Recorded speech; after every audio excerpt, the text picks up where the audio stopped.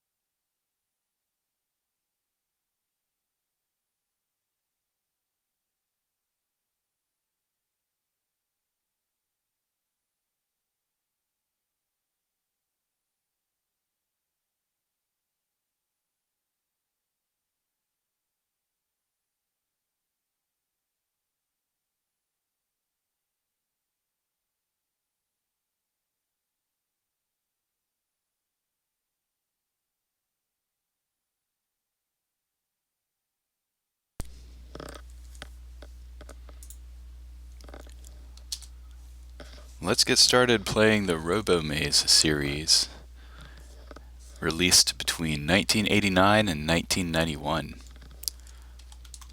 The Robomaze series of games was created by Wetware and MVP Software.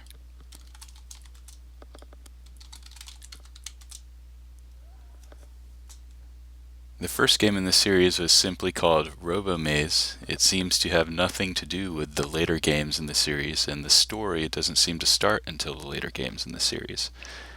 Here you can see that this is running much too fast. It looks like the timing was dependent on the speed of the CPU, so I'm going to slow it down in DOSBox here. I don't know how fast it's actually supposed to run, so I'm just going to guess. That looks pretty reasonable.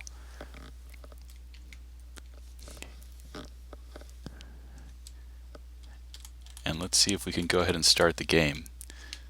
The game doesn't seem to support joystick, so it doesn't look like I can play this with my gamepad.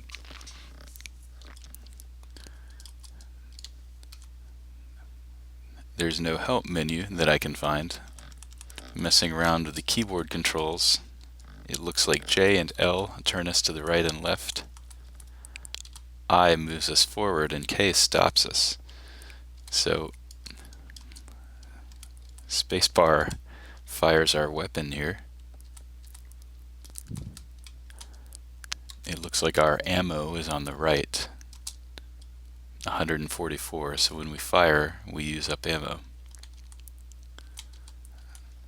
Now here you press I to move and you press K to stop moving, and that moves the engines on the right to the active or the still position. So you don't only move when you're holding down the button, you move until you press the button to stop moving, which is kind of strange to get used to.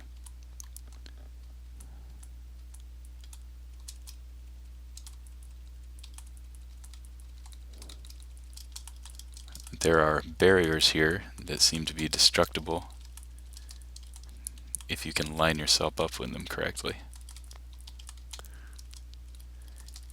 And health seems to be the men in the top right, or robots, or whatever we are supposed to be.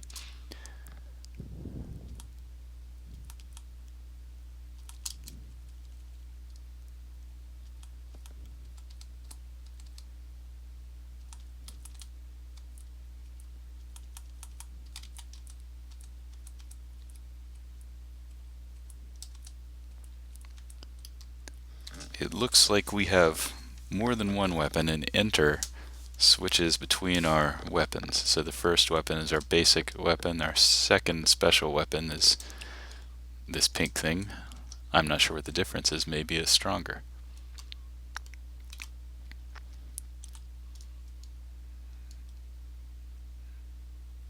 Now we can move from room to room by moving off the screen.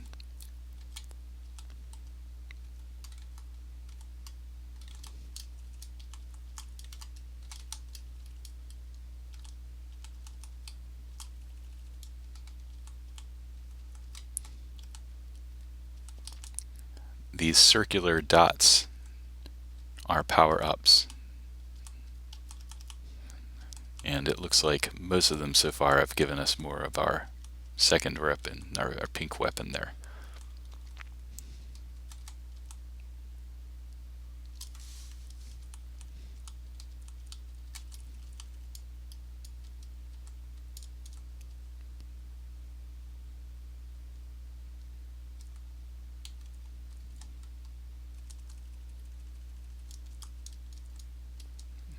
I assume our only goal is to move from one room to the next. That was a teleporter.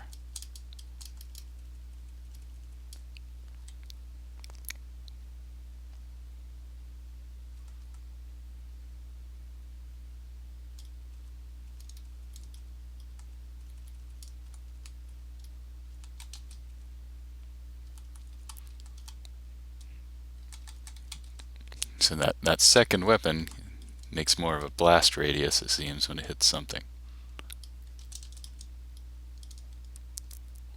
So it's kind of an explosive.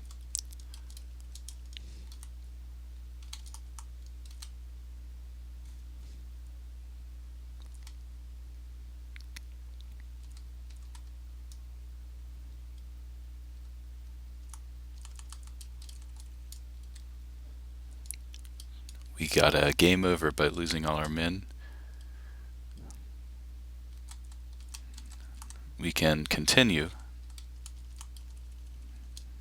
but that resets our score.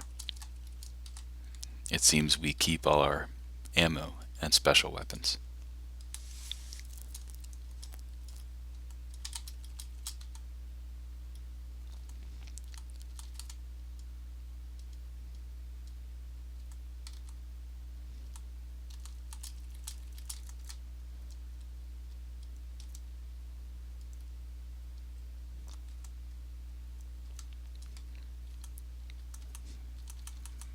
That was health that we just picked up.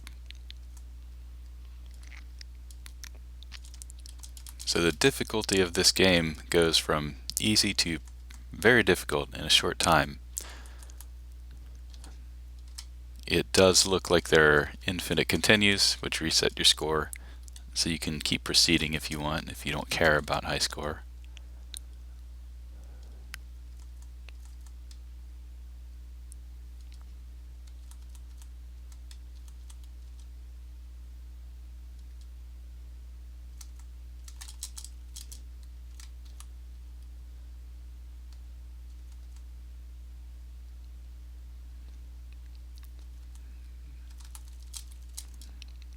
You can fire through the teleporters, which is interesting. That's interesting, that attention to detail in a game that is as primitive as this in so many ways.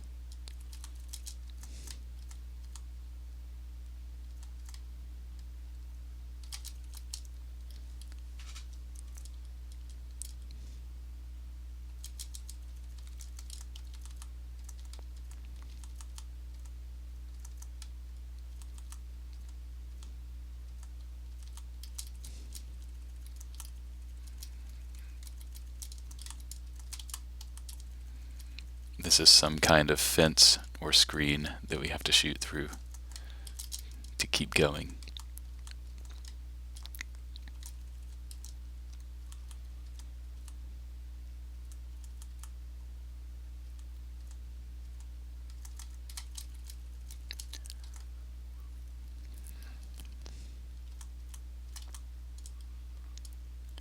The movement system of having to press one button to start moving and then press another button to stop moving is pretty difficult. It makes this a lot more difficult to play than I think it would be otherwise.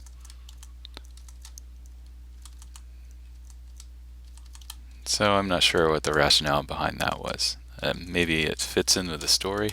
We're some kind of robot and we have to engage our engines or disengage them.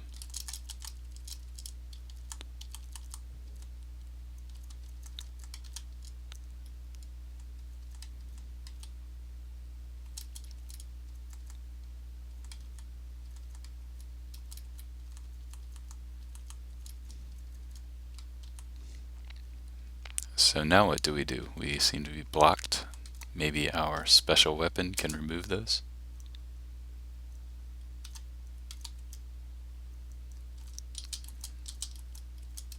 Doesn't look like it.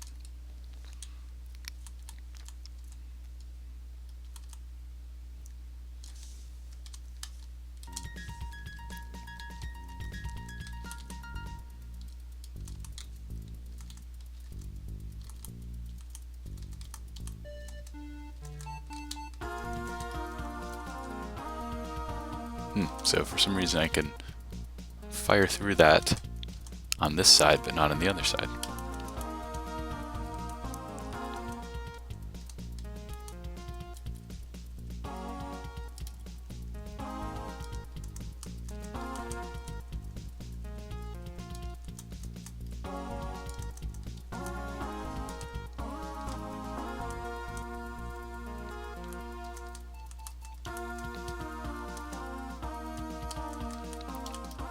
So there are certain places where these blue parts of the wall are destructible, and others where they aren't.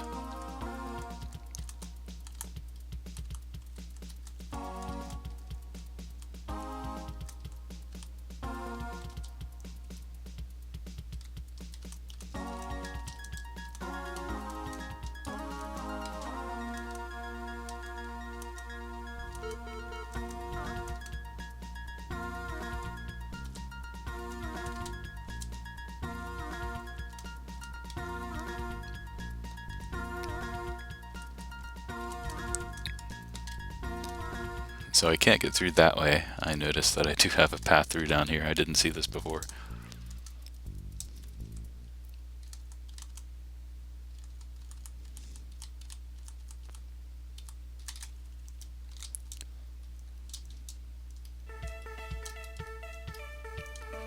Being able to strafe would make this playable.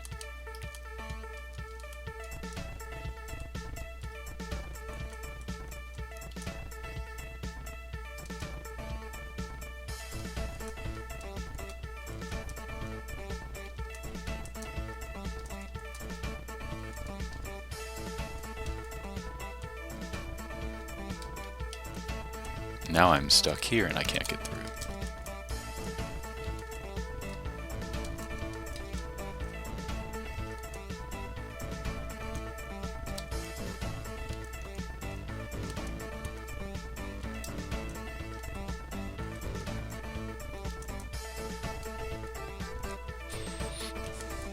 So I'm pretty well stuck at this point, and I wonder if there's an item that we missed back there that we need to pick up to get any farther.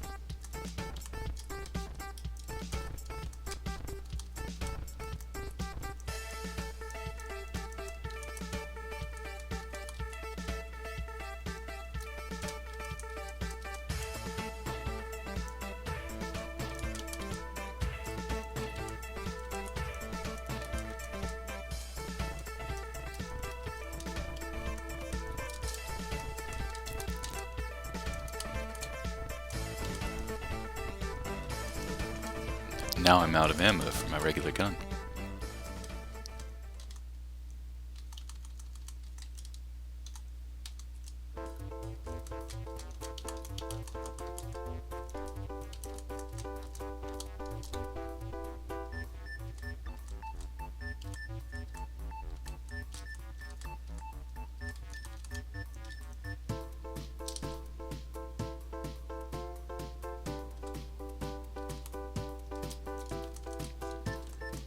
Getting a game over refills your ammo.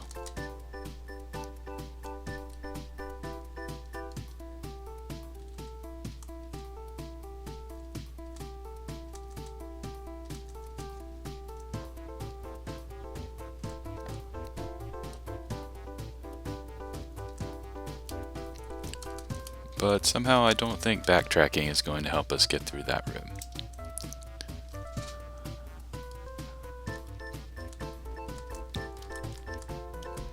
I'm going to give it one more shot, and then we're going to move on to Robomaze II.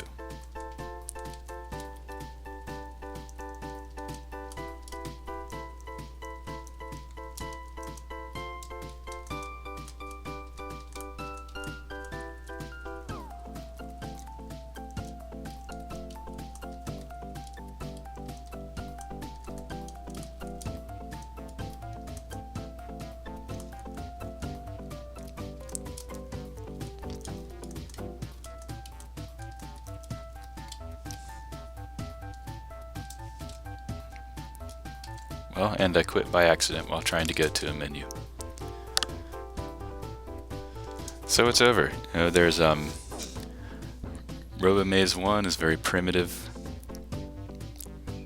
There's no guidance, which makes it, I guess, easy to get stuck at the place where we got stuck there, and difficult to figure out what exactly you might do to get past it. Now it seems that Robomaze 1 is really not even acknowledged by the series.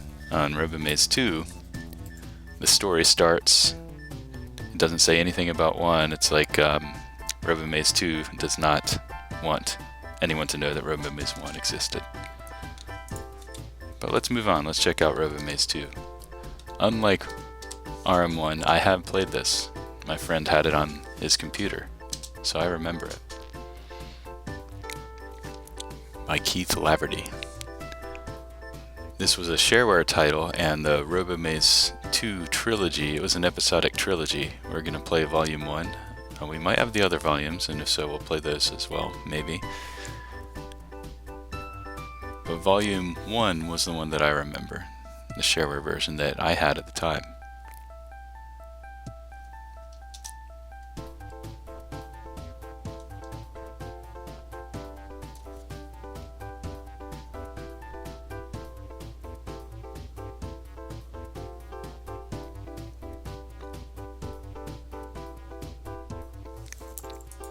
I forgot that I need to speed DOSBox back up again.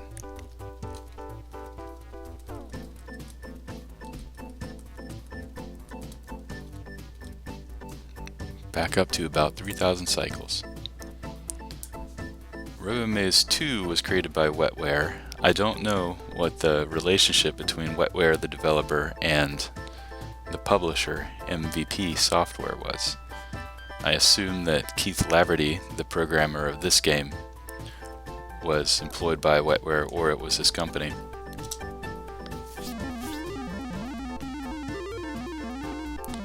Robomaze 2 Episode 1, The Lobby, copyright 1991 MVP Software. By Keith Laverty with Jason Pellerin, Daniel Nuttall, and Melody Smith.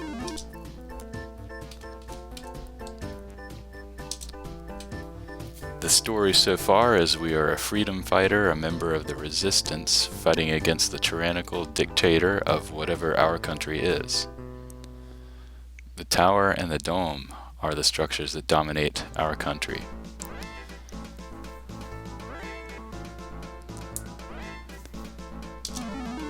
So it seems that our job is to break into the mad scientist henchman's tower who works for our dictator.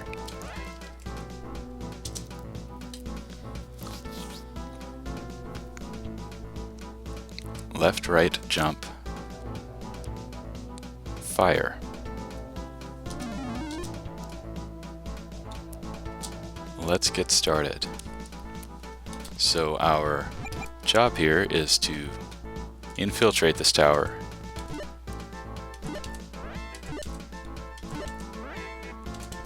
And steal the money and ruin the hanging plants that we find.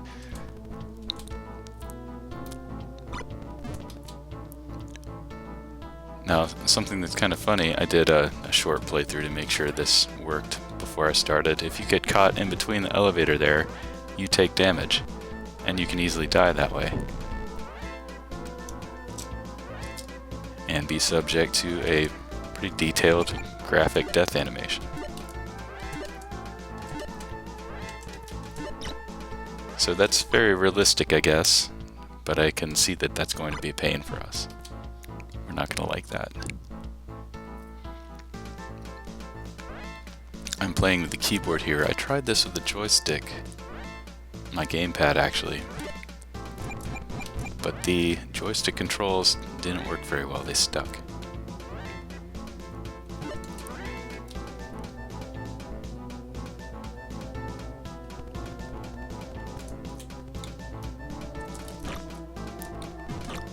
Space fires our weapon.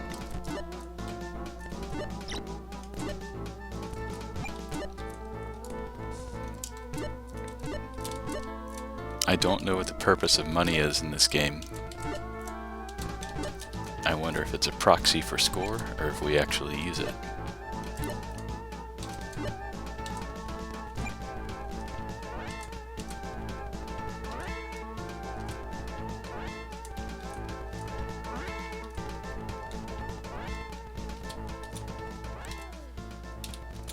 Now, in sort of a nod to Robomaze I, I guess, you don't stop moving when you release your movement key. So I press left, and we keep moving left. Press right, we keep going to the right. You press down to stop moving. That's much less of an issue here than it is in the top-down action of Robomaze I.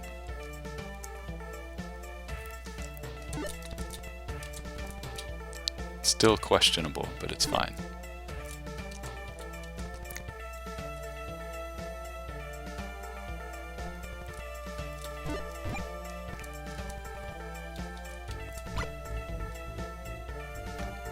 Keys open doors, and what we picked up there seems to be a machine gun.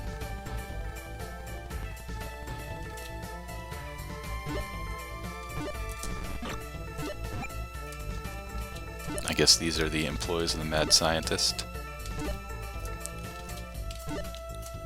Jumping and landing precisely, basically the platforming action, is difficult in this game. It's not straightforward and not fluid, so you can see me trying to jump and catch that ledge, and it takes me a few tries.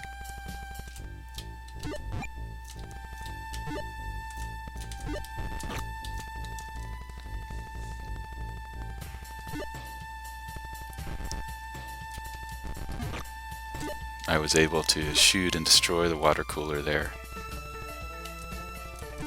And this is kind of fun. There's destructible environments, which seems a little ahead of this game's time. It's an interesting touch and makes it kind of fun to interact with the environment.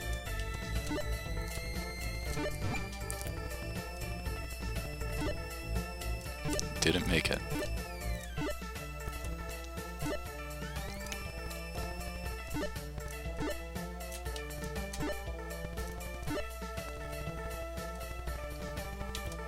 You don't get any extra momentum to running, I don't think, here, so the easiest way to clear a long jump may be to stop on the edge.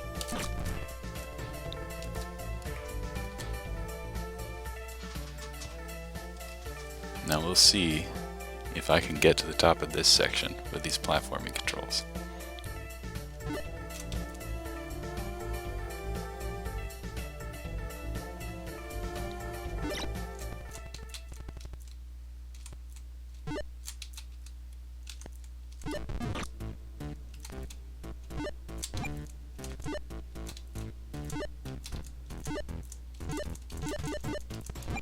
Nice.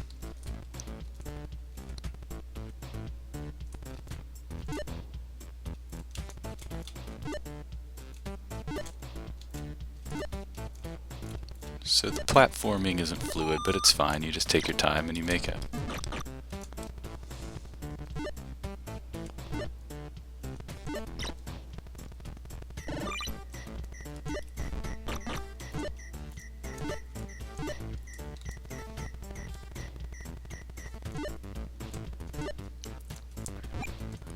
Money, money, money.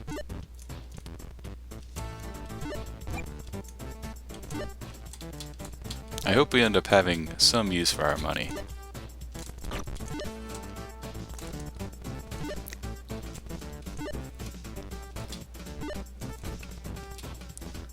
I have keys to get through those doors, and I see there's a jar. That looks like something we want, and a new type of enemy.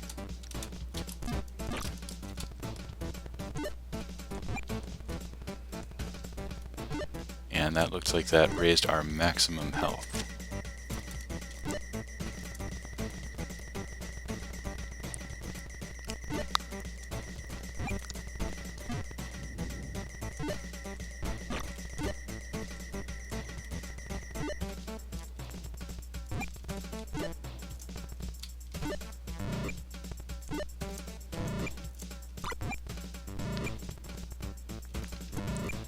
We opened that chest and got something out of it, and I think it's a weapon.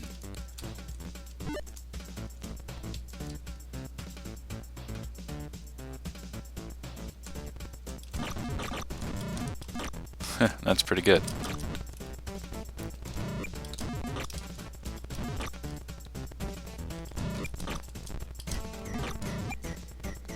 So it looks like that thing at the top is a kind of enemy generator, and that's going to keep creating enemies.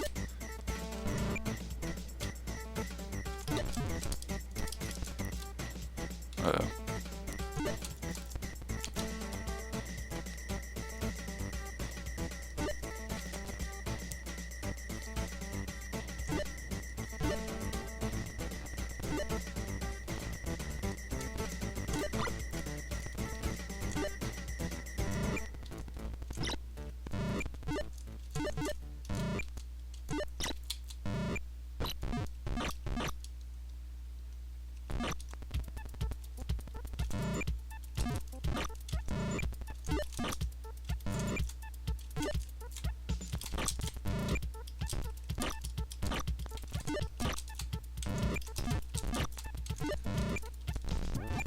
So the action's starting to heat up a little bit. It looks like I stepped on some kind of landmine there.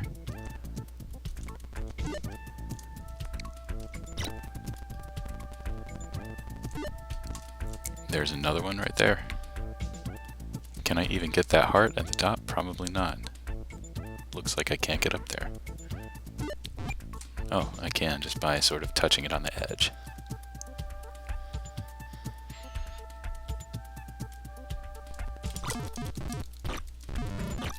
I took some damage off the edge of the elevator there, but I don't know if there was any way to avoid that. No.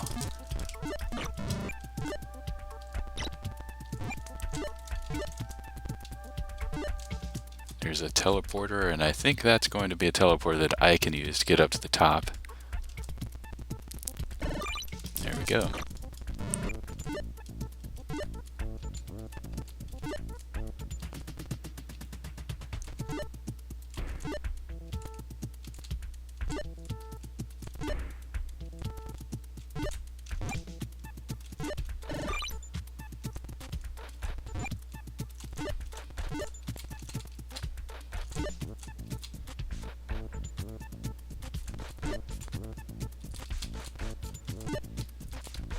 Whoa.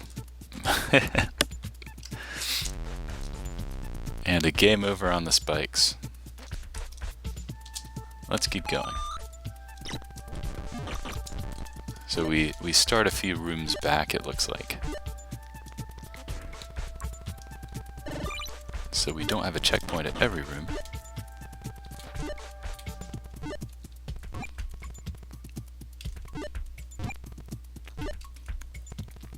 We keep our money.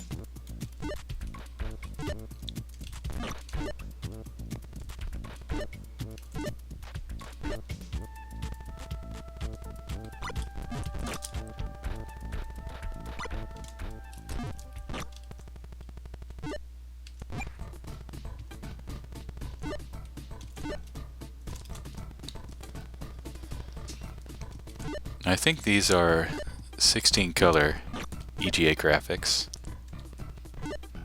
judging from the appearance. I'm not sure about that. But they're pretty decent for what they are, I think.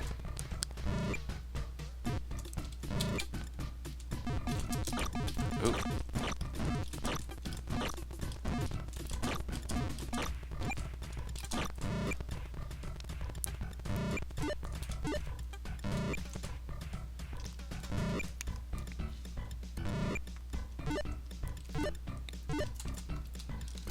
The generators are good, so several rooms in they introduce those as a new gameplay element, and I'd like to see more of that.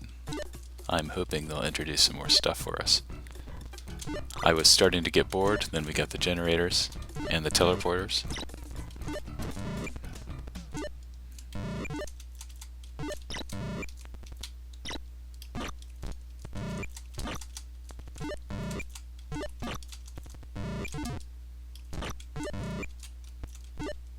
Now can I jump over that landmine? Didn't make it.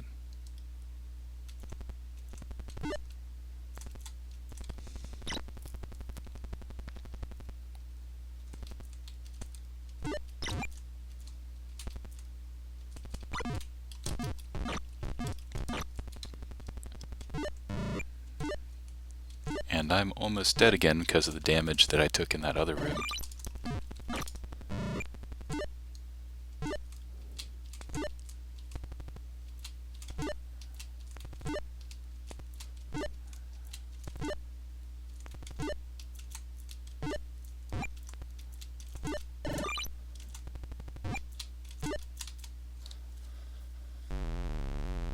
Again.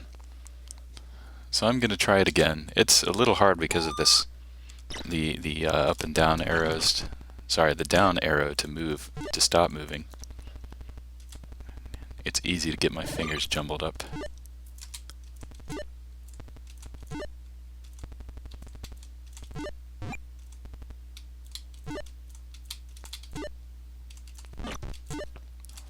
But I can also see that I don't have to kill everyone, and there's really no penalty for that. There's no score. There's no reason to kill everybody.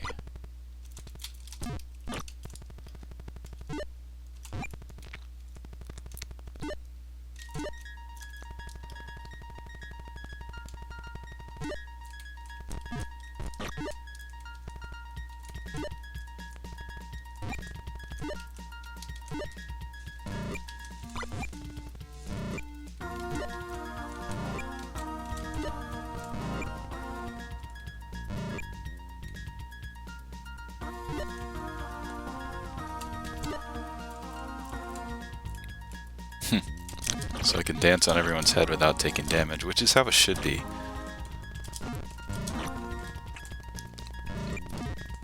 In many or most platformers, you touch somebody and they hurt you, but you land on somebody, you can land on somebody that should not hurt you any more than it hurts them.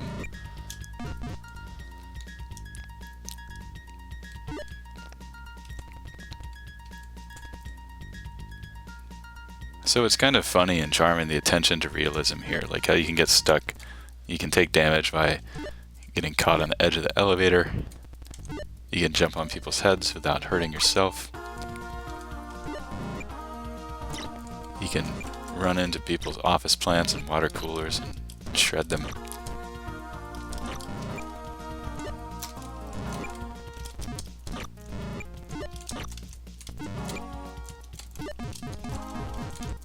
No. Okay.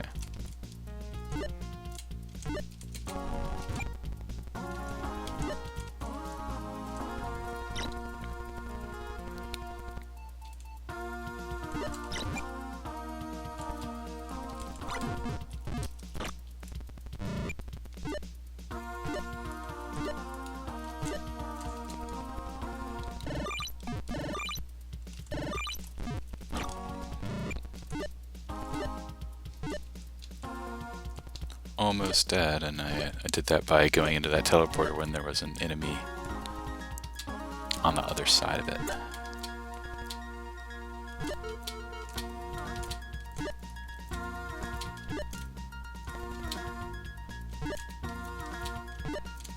So I'm going to take my time and be careful here.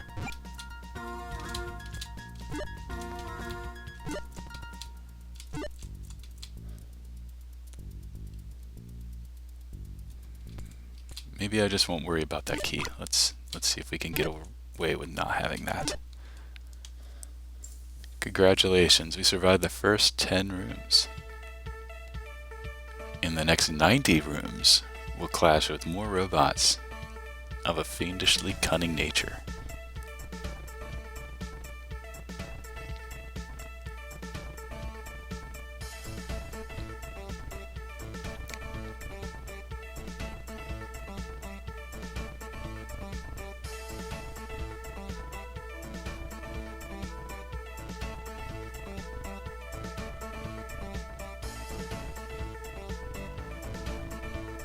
So there was a contest behind this when it was released.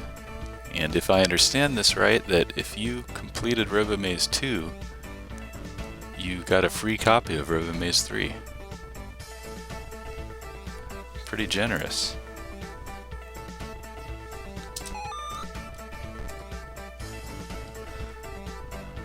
Well, that was pretty cheap. Good thing we seem to have infinite continues here.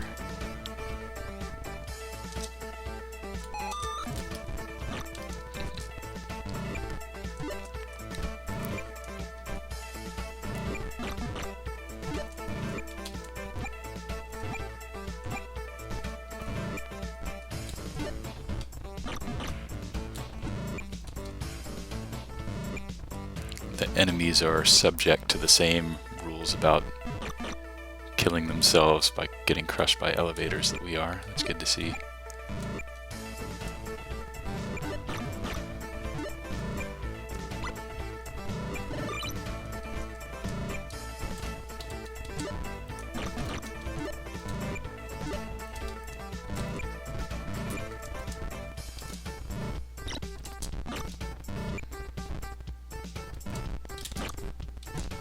And I like their death animations.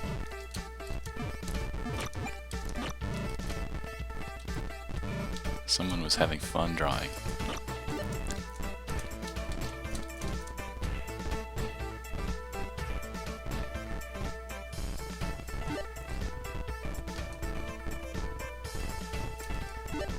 Are there 2 ways into the next room? Looks like it.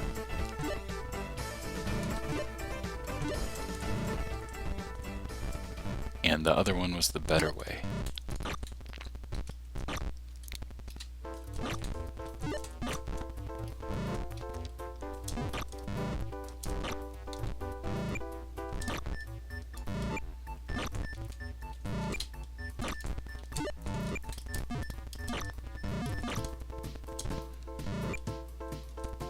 But hey, this way was fine too. We have platforming experience.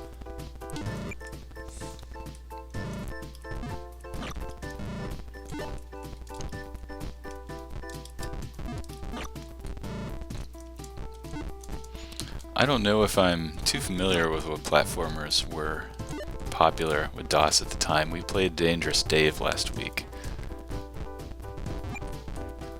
That action was a little smoother than this, and it came out around the same time, maybe a year earlier. I know I played a lot of platformers that came a little later. Alien Carnage or Halloween Harry. Duke Nukem, I think, came just a little later than this. Jill of the Jungle and others.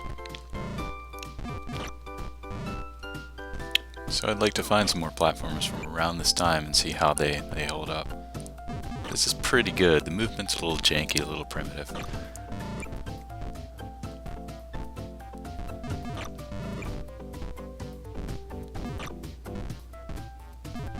So I can either take this teleporter to that platform there and head straight up, or I can go for that key on the right. And I guess I'm just going to head straight up, take the safe route. I already have a key, I can pick up whatever's in that chest there.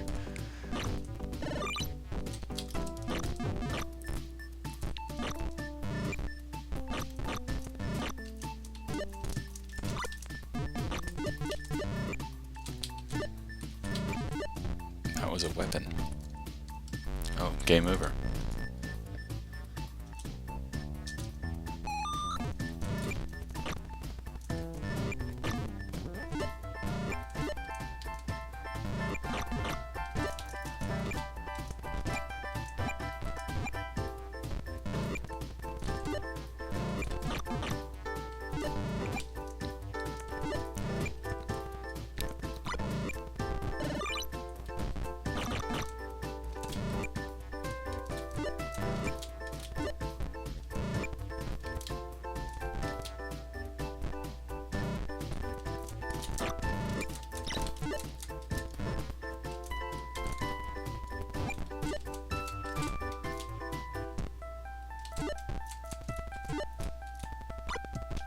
So yeah, this is good. This is before we got some of the innovations. Whoops. Some of the innovations like smooth scrolling.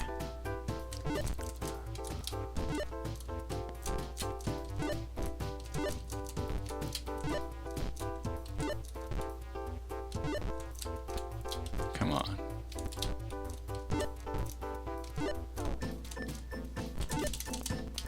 Okay. Problematic when they want us to do some tight platforming. It's not good.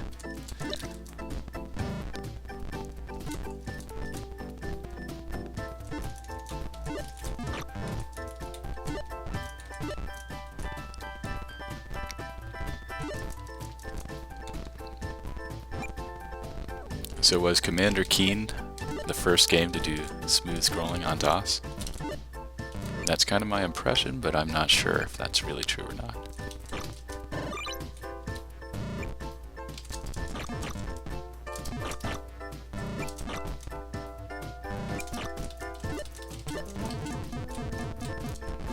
That was bad. So I didn't realize that I didn't have a key because I used it in that other room.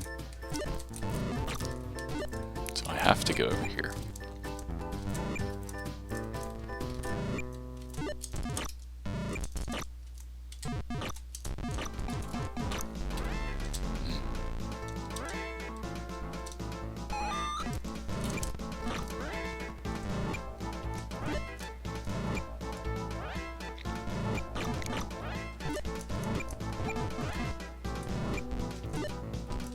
That was bad too. I'm just gonna kill myself.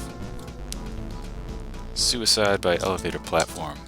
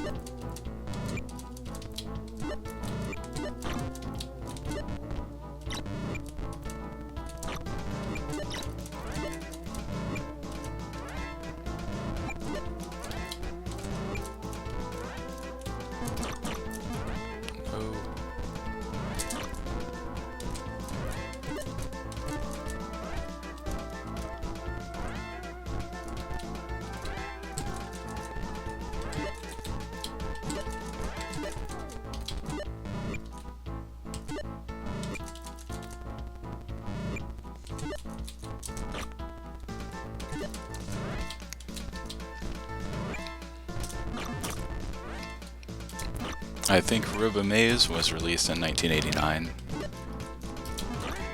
and it looks like Robomaze II and III were both released in 91. Pretty close to each other. So Mr. Laverty was a busy man.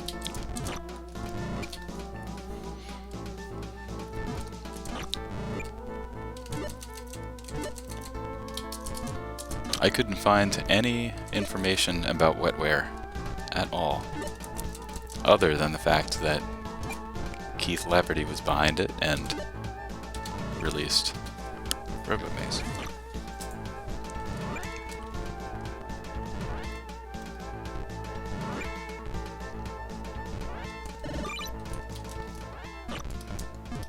I'm not sure if they did any other games.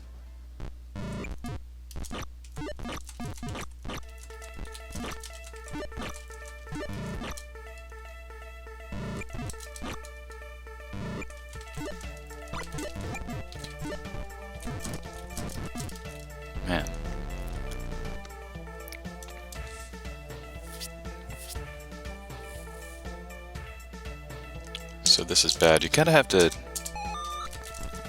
I think I get it. You have to be ready for that, or ready to kill them, or just jump up onto the platforms immediately to avoid taking a ton of damage there.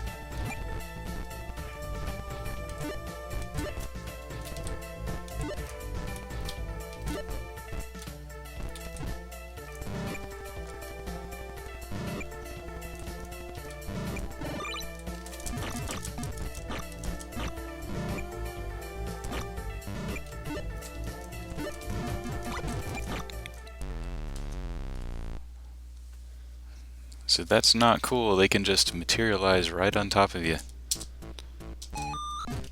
Gotta be ready for that. Those two teleporters in that room take turns. One of them, not teleporters, generators. One of them generates several enemies and then it switches to the other one and that one generates several.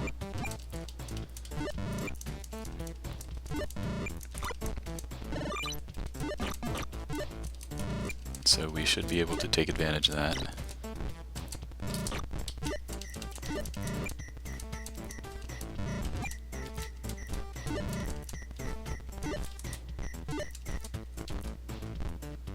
This is bad.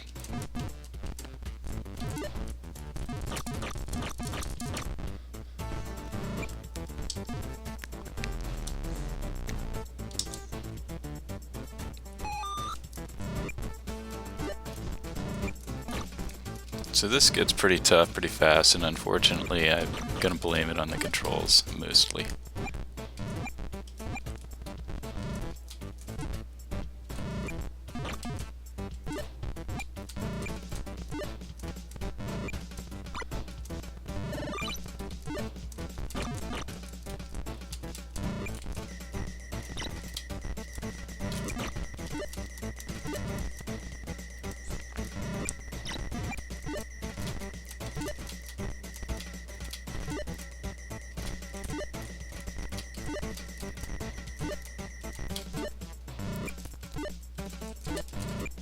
But I kind of wonder about this thing about having to press down to stop moving the way you were moving. You know, I guess that must have seems like a good idea. There was some reason to implement that.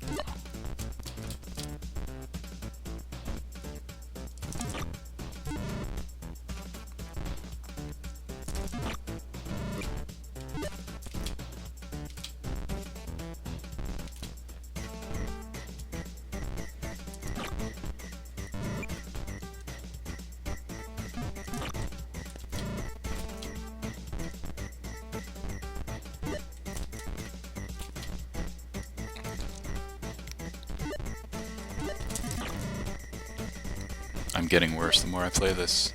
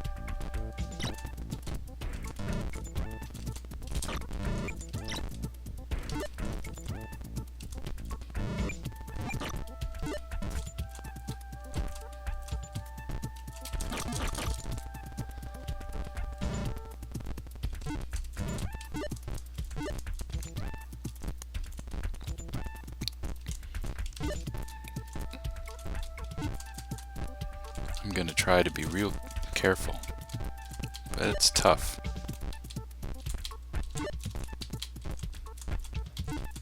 Getting a good, precise jump is just difficult.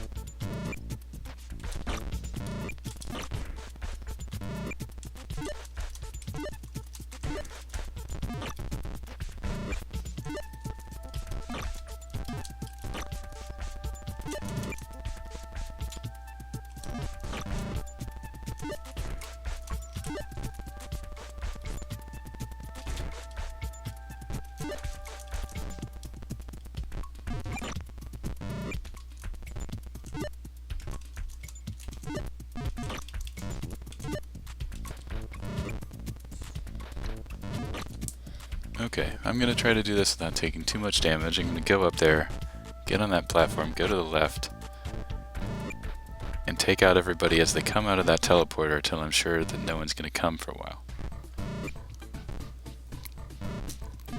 And that's the plan.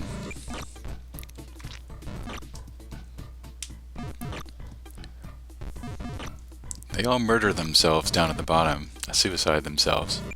I wonder if there's a limit to the number of enemies that can be on the screen, and that's the reason for that. I don't know.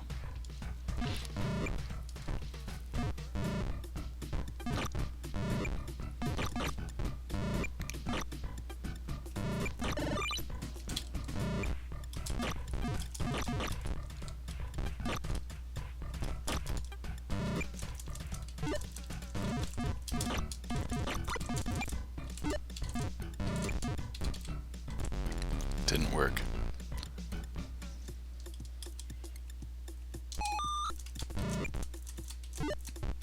I was a little too slow.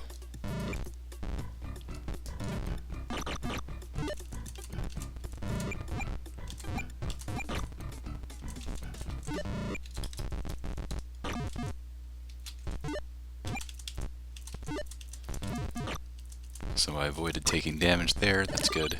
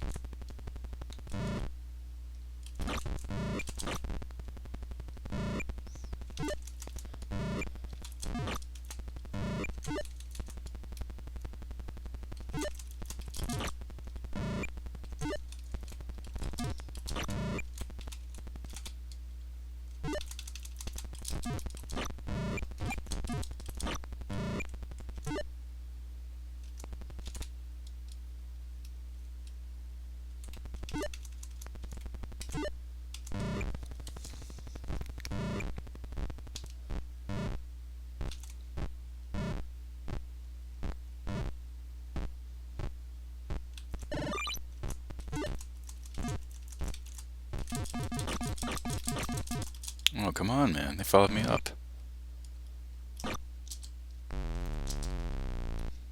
Tough timing.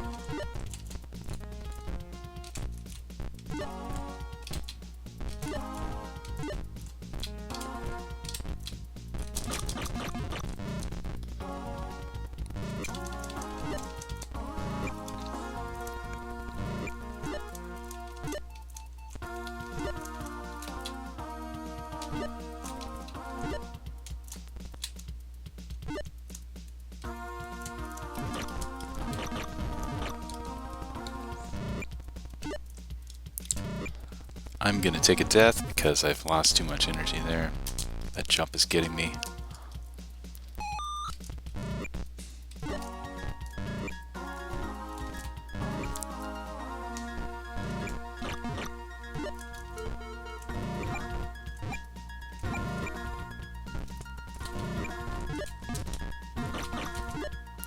I'll quit soon, the controls are aggravating me too much. We'll move on to Robomaze III, which is nothing like this. Wetware was ambitious. They wanted to do a lot of different stuff.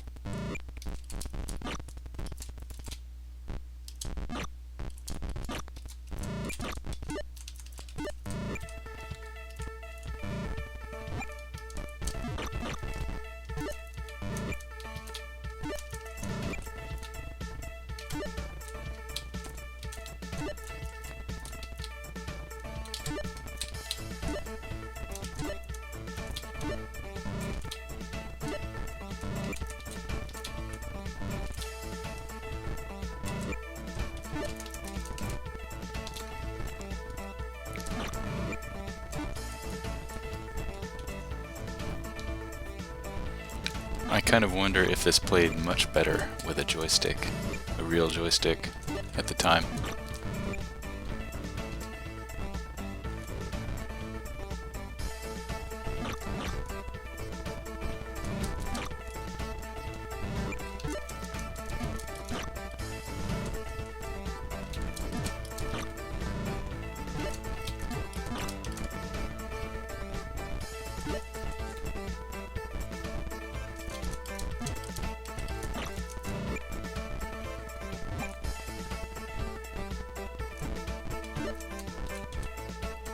Okay, full health in this room. This is exciting. Let's see what we can do.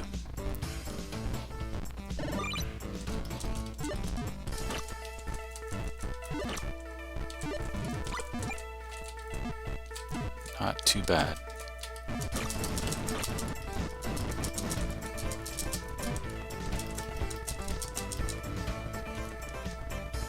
Is this my friend?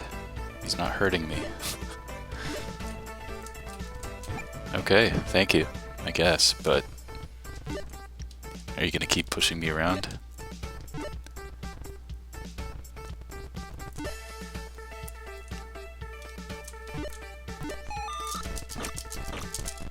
Interesting. I really hope this is the checkpoint room.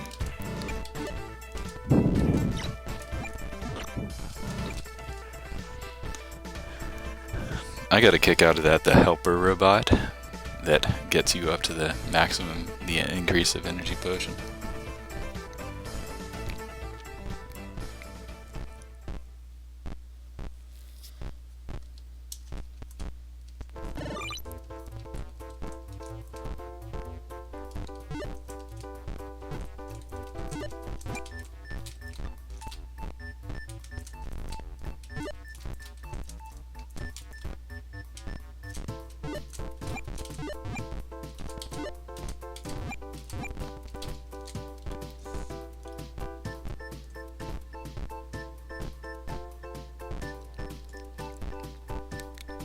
So I kind of need to wait here till they all move to the right. This looks like a good opportunity as any.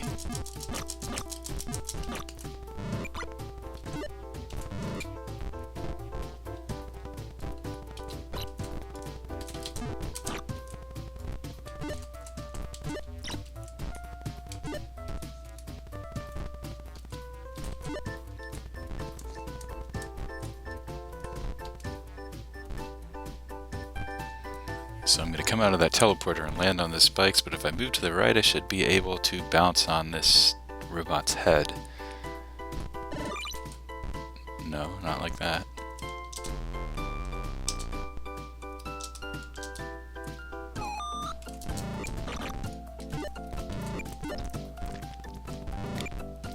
I wonder how many games like this have been disassembled. Games from this era. It might be interesting to look at the source code for something like this, because it does It does a lot, relatively speaking, and the source code is probably pretty simple.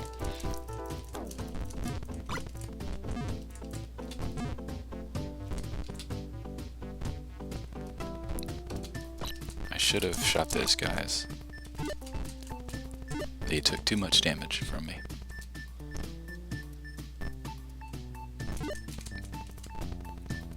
Okay, so I'm going to try this again. I'm going to be tapping right. Let's see if I can clear the spikes and land on this robot. There we go. That worked. Just didn't have enough health at the time.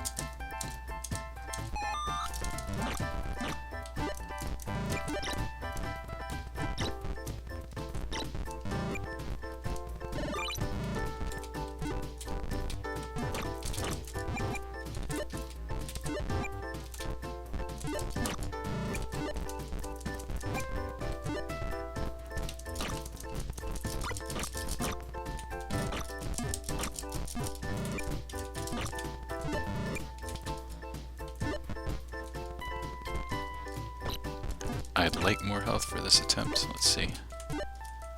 Maybe it'll work out okay.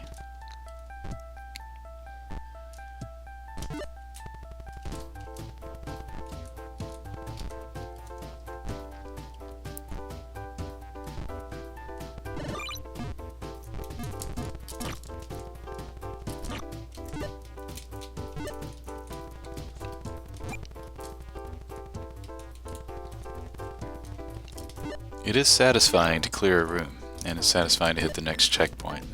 It does give you that feeling of accomplishment. So here's our helper robot. He may help push us into things we don't want to be pushed into right now.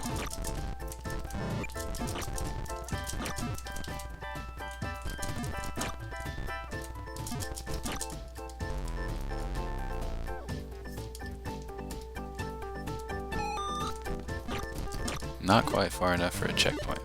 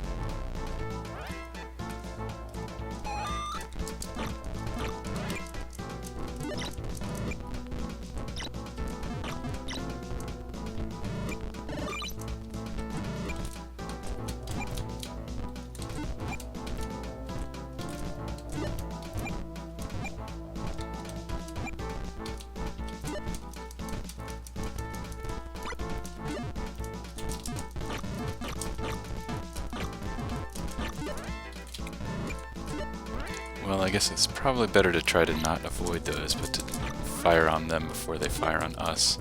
I'm going to suicide out this window, which is another nice touch to be able to do that.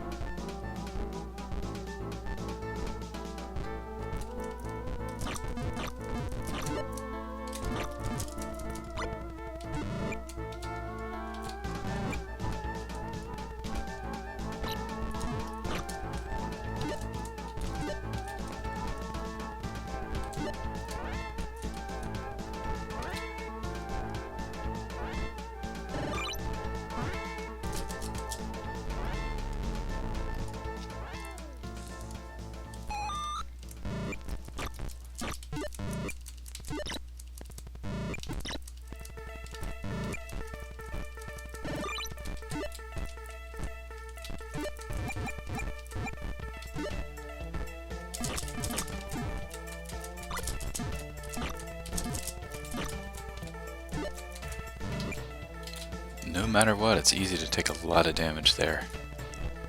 I'm not sure what the best way is to get through that.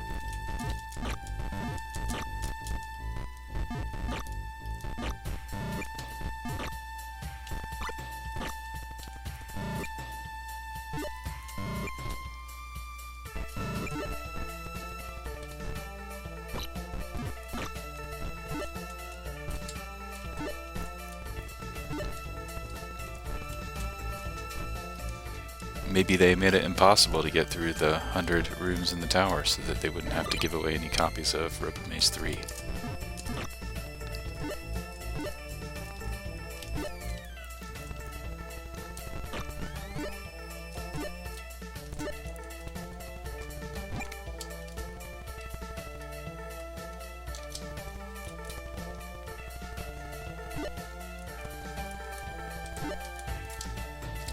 Pause?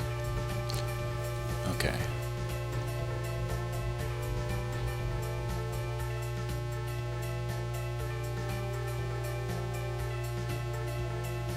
So I think I want to head straight for that teleporter.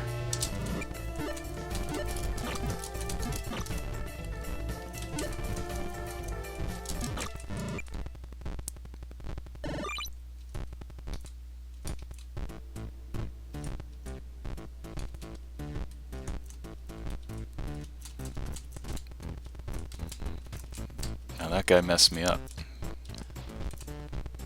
But I need him to take me over here. That's great. It just barely works, but it works.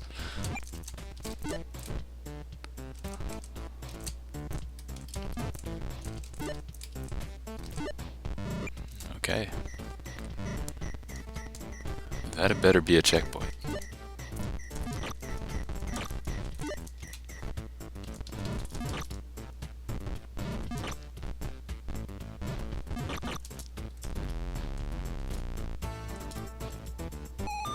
Oh, you're kidding me, man.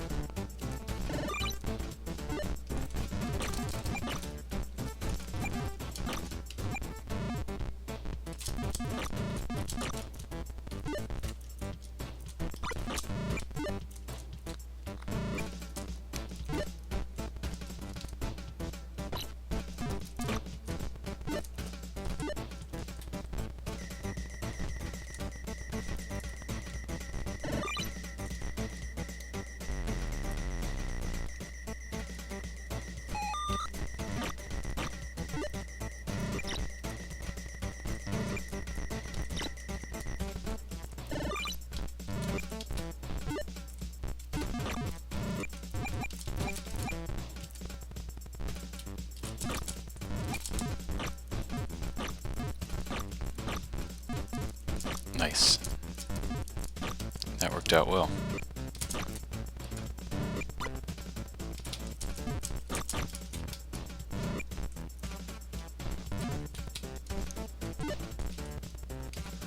Good things are possible in Robomaze II.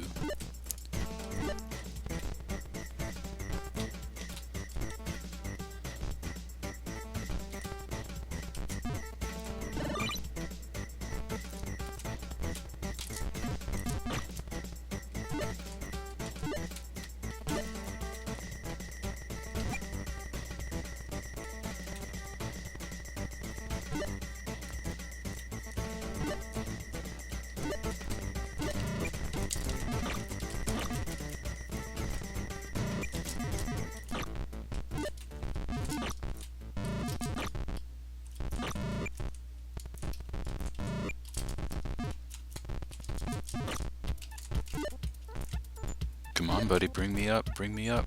Yes.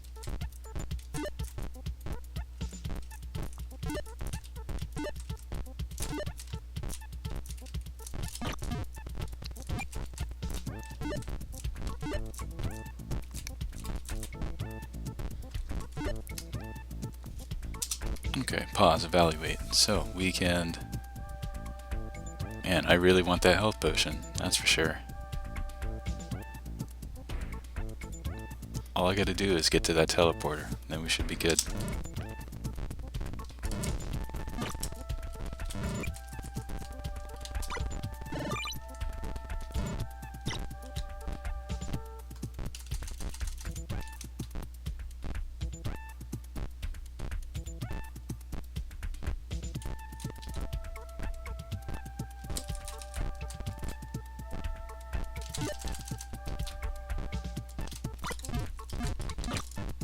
Nice. Oh, it's next to a landmine. Do I go for it? I gotta go for it.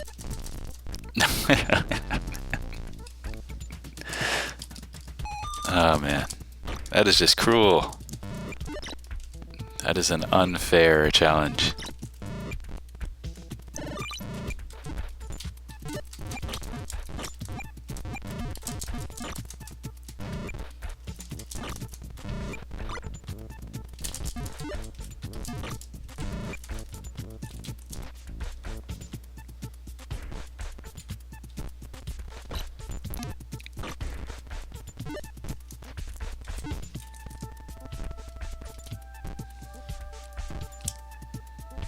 I assume you really need the health potions, because we would not want to continue on past this, having it get even harder and not have any health.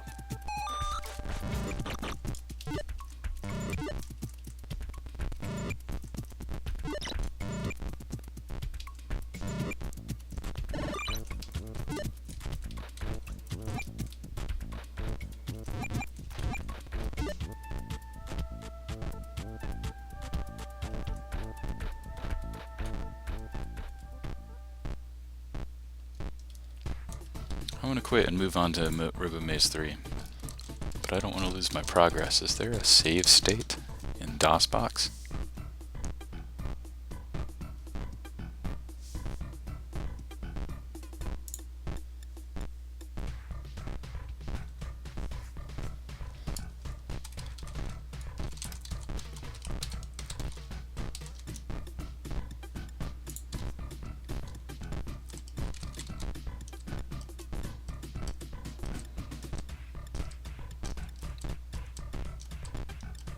No, I guess not. This is it.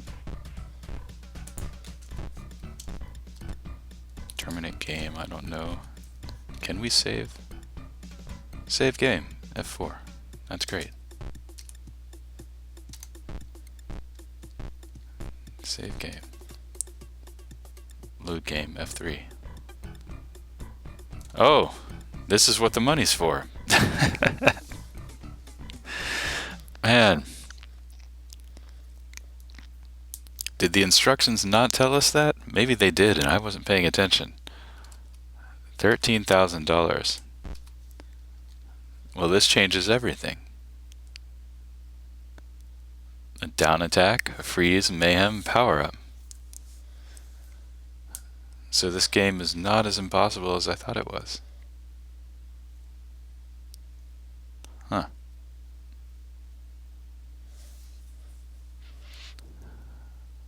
Well, with that in mind, let's play a little longer. Let's try buying some stuff and see what happens. So first of all, I want to try loading my game. And okay, it loads at the checkpoint.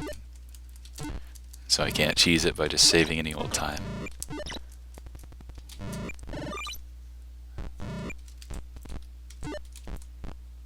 Now, what can I buy? A shield is $250.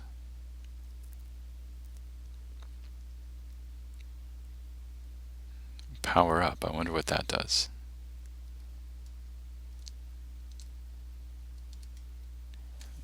You know, I'm just gonna try buying a shield sometime during this game.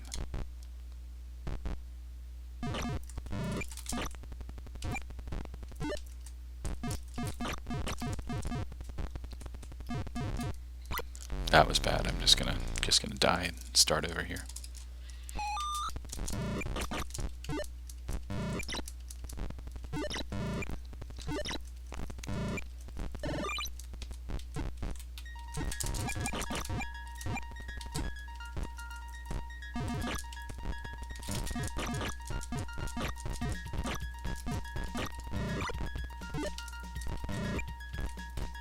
And I jumped out the window.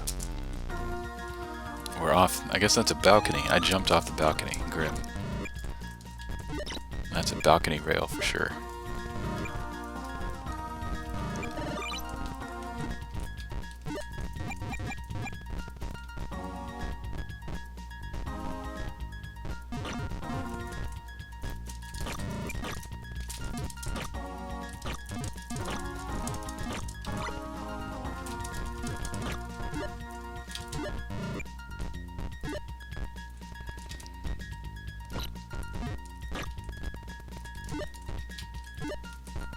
I'm feeling much more confident now, knowing I can buy a shield any old time I want to.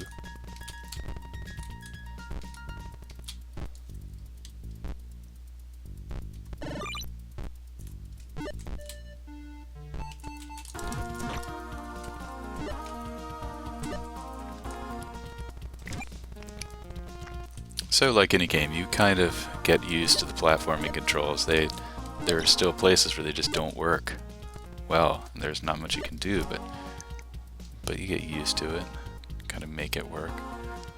Okay, so we gotta ride our little buddy up, and I'm going to try to remember to buy a shield before dying.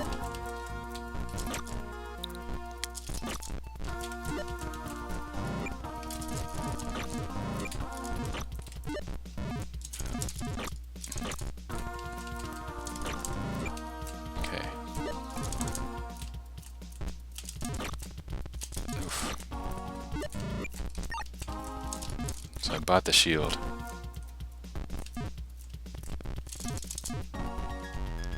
And that didn't protect me. I wonder if it helps, if it reduces damage. So I should buy it now. Okay.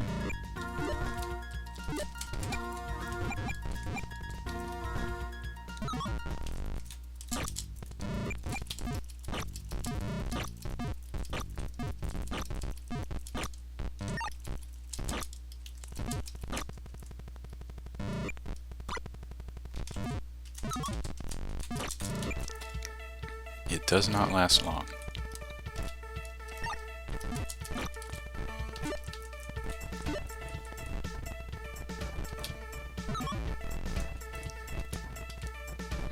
I guess it's not hit dependent, it's time dependent, so it lasts for a few seconds and it goes away.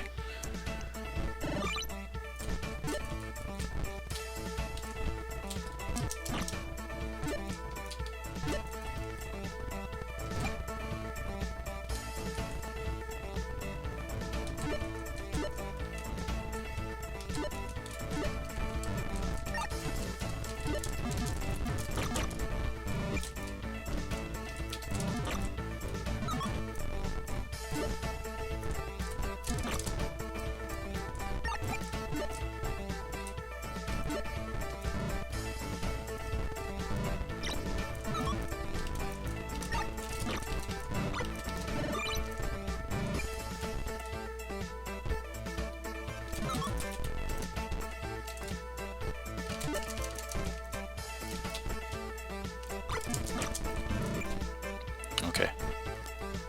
This shield better protect me from this landmine. No! Come on. I can't skip the health potion.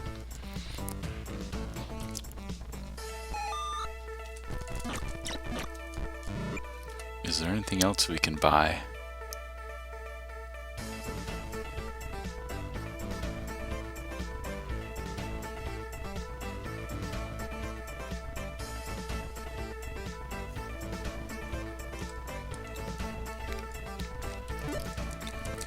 We can go up there and see how many health bars the landmine takes away with a shield equipped. 2. Should only be 2, and I thought I had more back there. We'll see.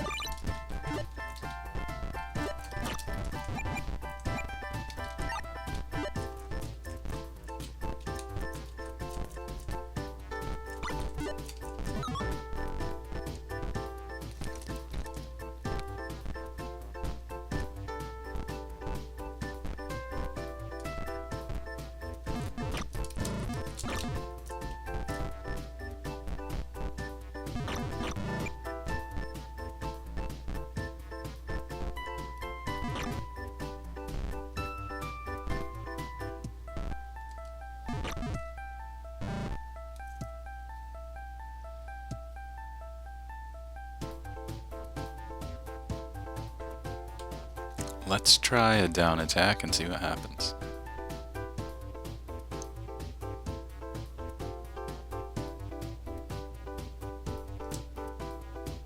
No, let's try power up and see what happens.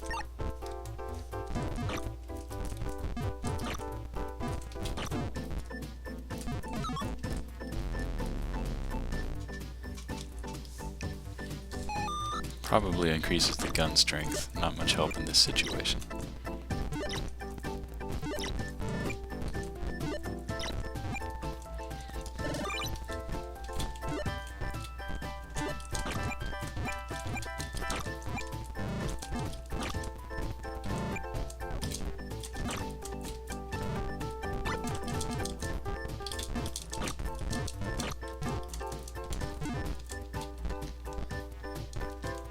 Too much damage there. This is tough. You really have to clear that first room without taking a lot of damage.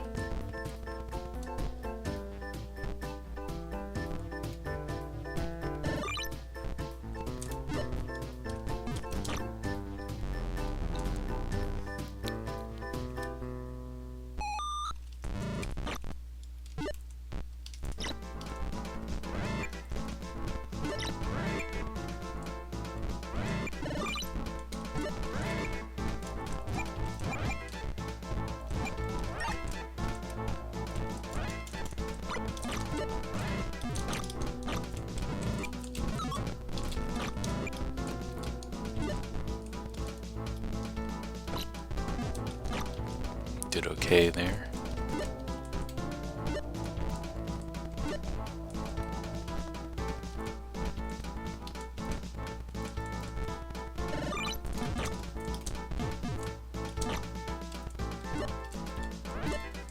That was poor.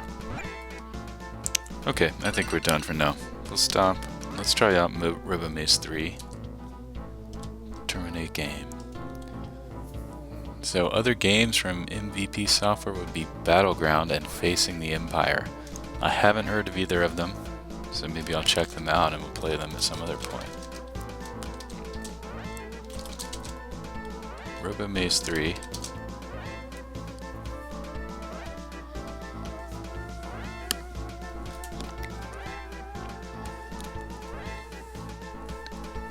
Created by Wetware, once again.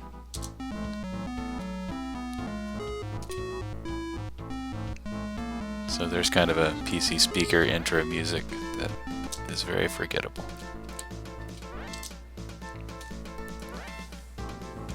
The story: you are a freedom fighter, a member of the resistance, fighting against the tyrannical dictator of your country and his henchman, the mad scientist. The tower and the dome, once again. So in the Robomaze II game, we conquered the tower. Easier said than done, as it turns out. Our escape helicopter took off from the tower in search of the dome.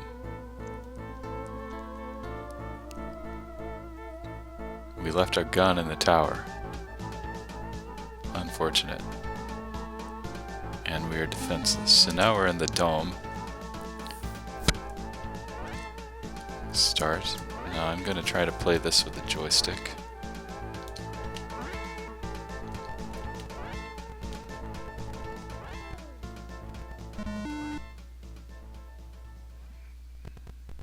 Take this sword. Okay. So Robomaze III has a real Legend of Zelda feel.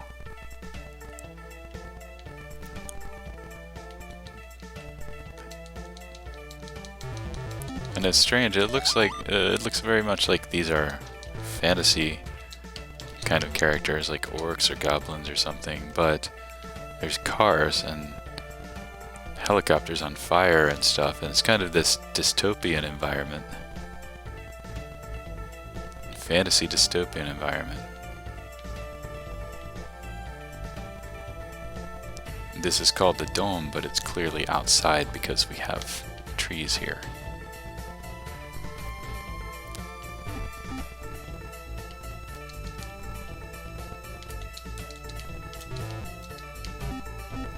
This is our first weapon, the sword. It's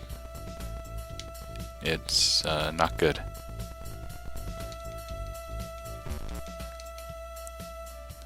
We have 3 lives in the top right. Once again, we have money in this game.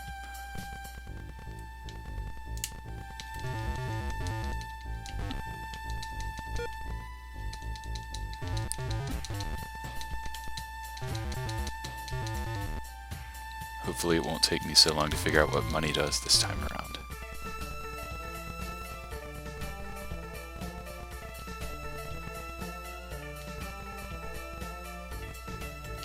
There's no guidance here. We have no idea where to go. And the world seems pretty big. So it's kind of just roam around until we find something good.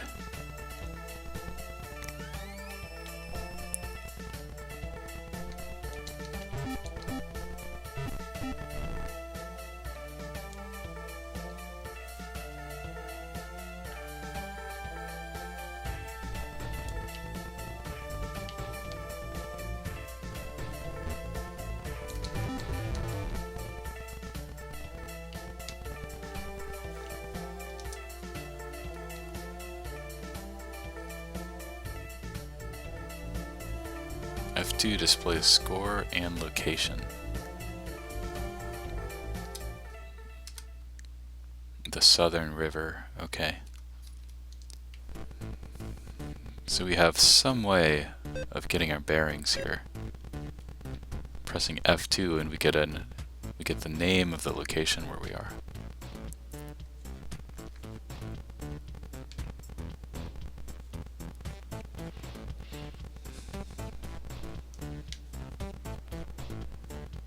I feel overwhelmed right now just because there is no guidance. I have no idea what to do. I'm not sure if I should kill enemies or if I should just leave them alone and look around for other things. A better weapon would be good, I think.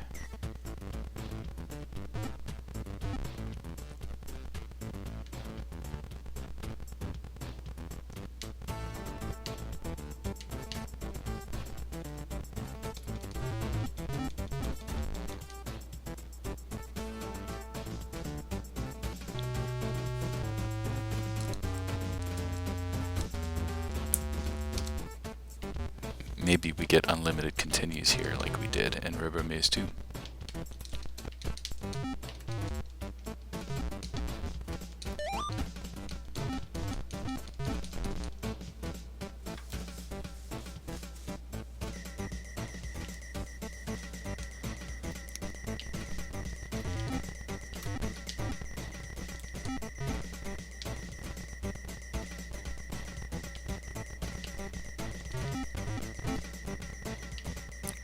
So this is dark and I have no, I probably need a light or something.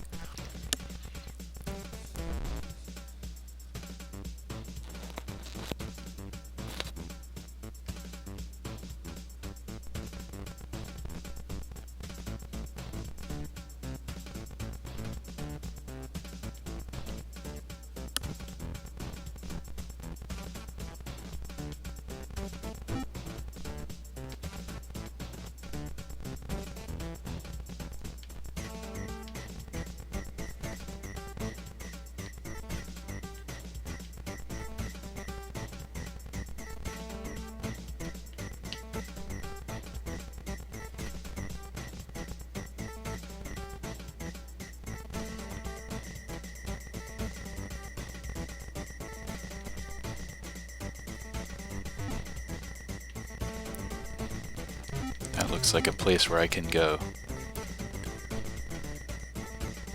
Let's see what's in there.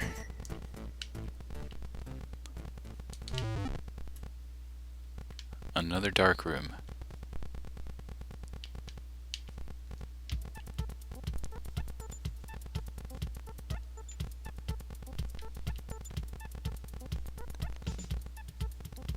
So I kind of wonder if there was a manual or some other kind of supplemental material to give us some kind of a hint of where to start, where to go next.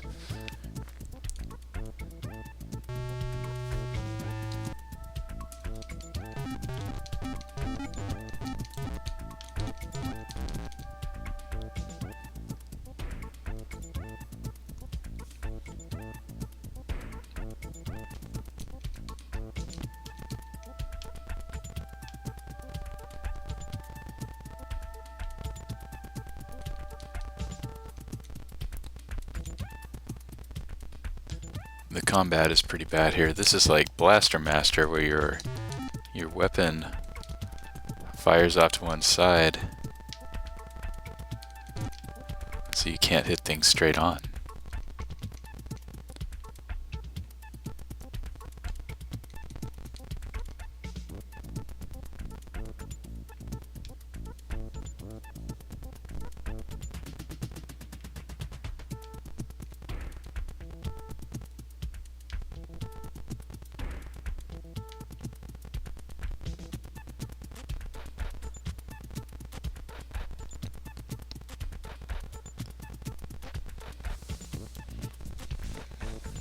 So now I'm very far out from the start point and have no idea if I'm in the right direction or not.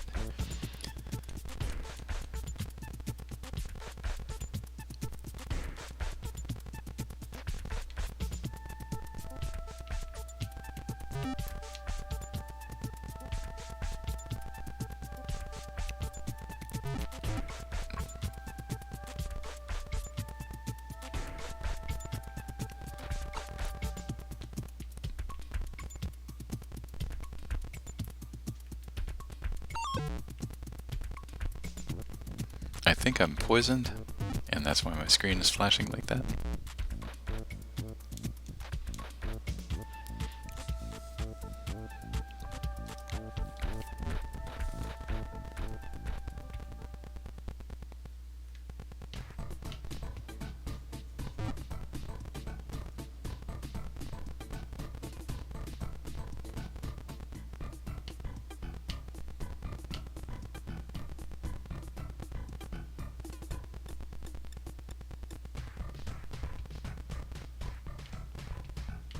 Keep out, it says.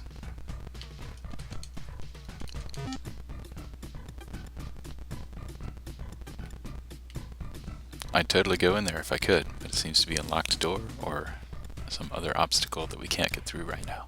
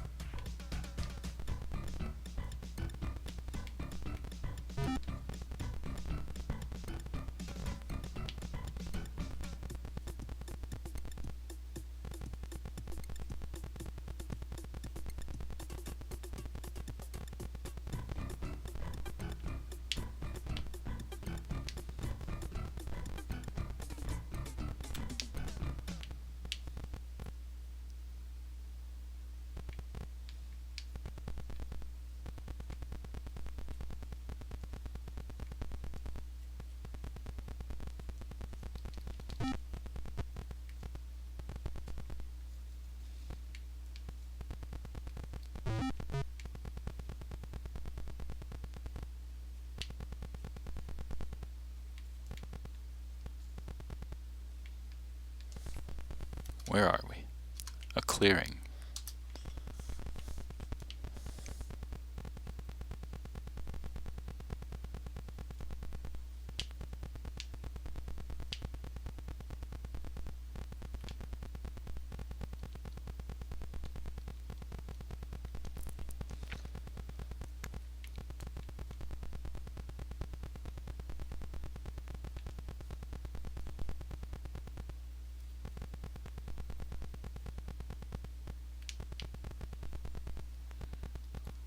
I think we went there and that dead ends.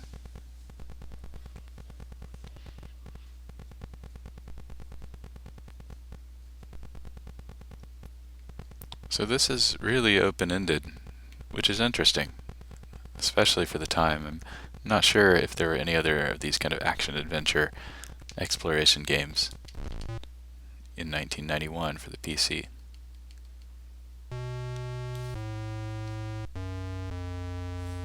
Which would have been several years after Legend of Zelda was released for the NES.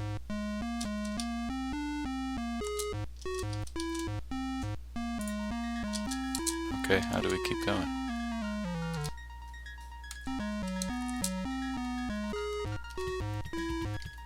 Oh.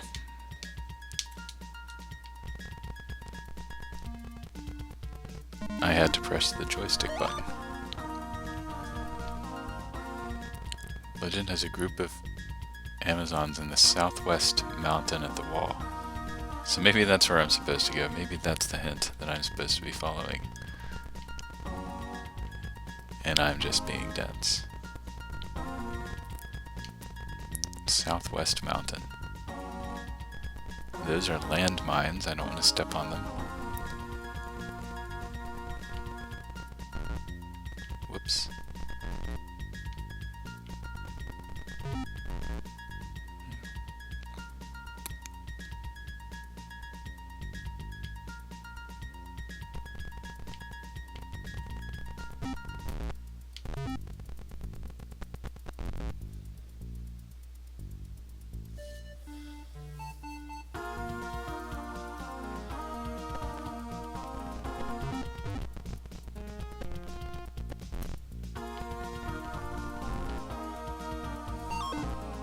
I think I'm getting poisoned or something. Taking continuous damage after I step on the landmine.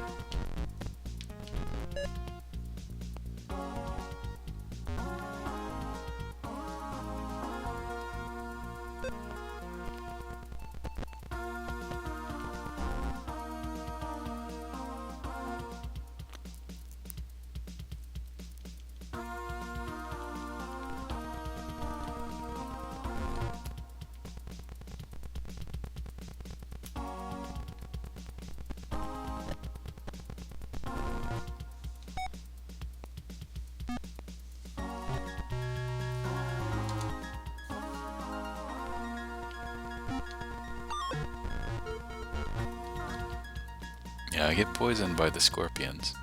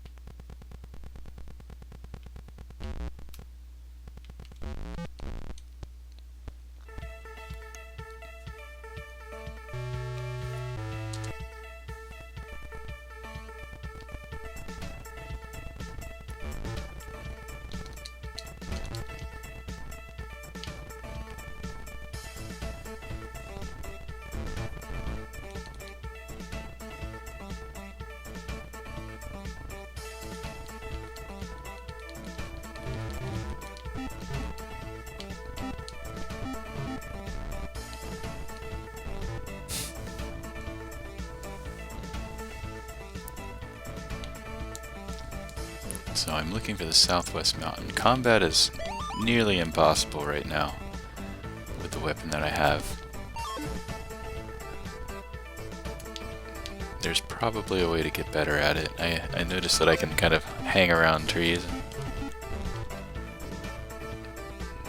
hang at the side of trees and kind of cheese the enemies.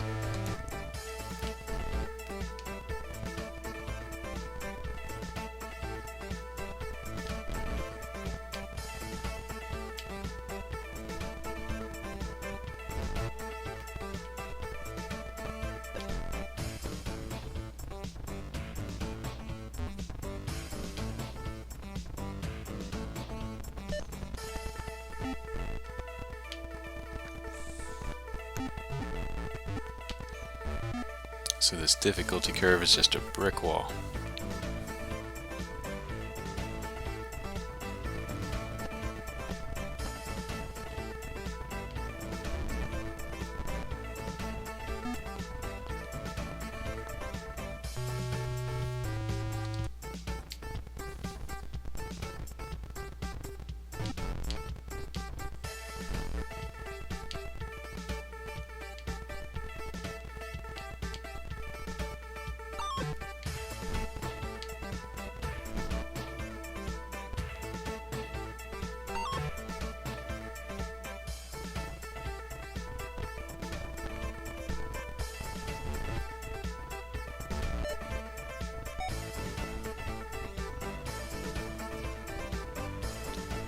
Now maybe this is the wall that he was talking about, and there's a group of Amazons somewhere here that I'm supposed to talk to.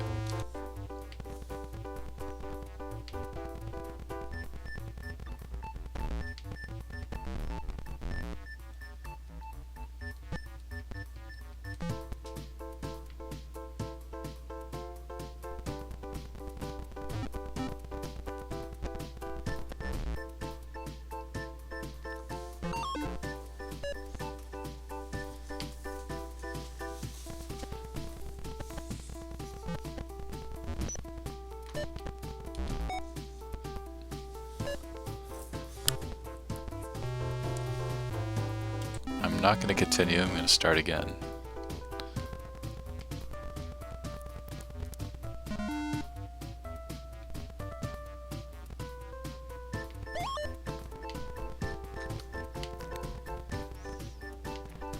Now I'm really hoping that I'm missing some equipment that I can get pretty close to the start point to make this a little bit easier,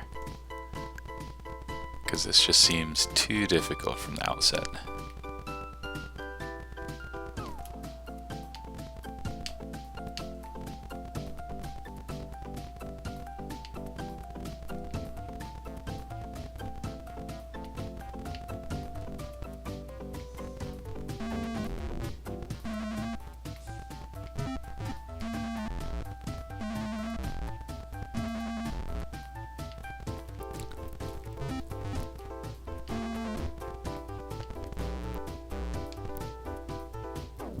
There's a house, a few houses, maybe I can go in there.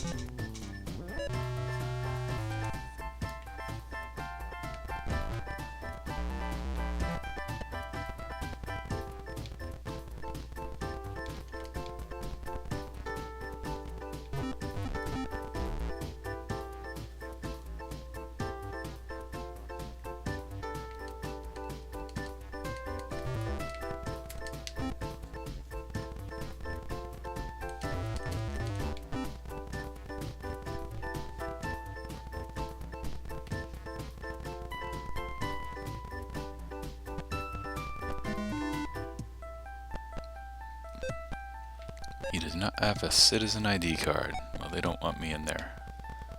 And I'm not going to argue, because I'm a very weak man right now. or robot.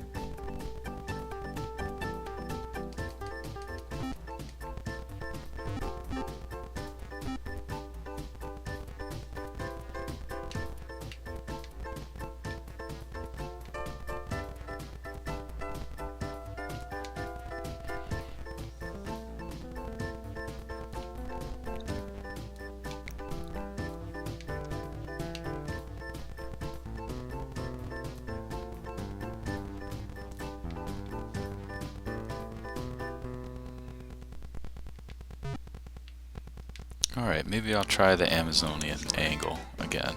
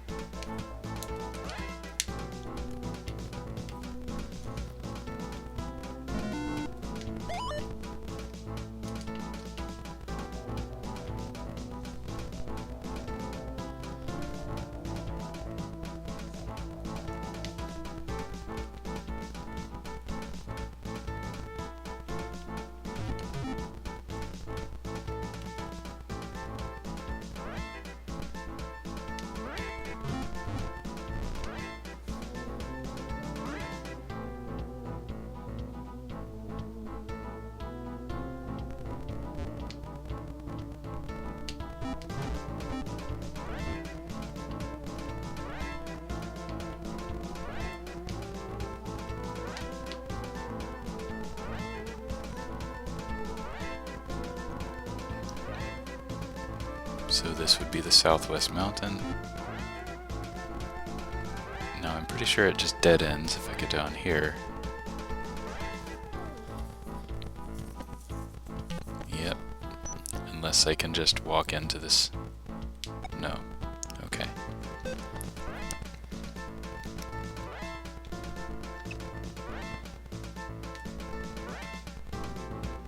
So maybe that's somewhere else around here. Maybe around.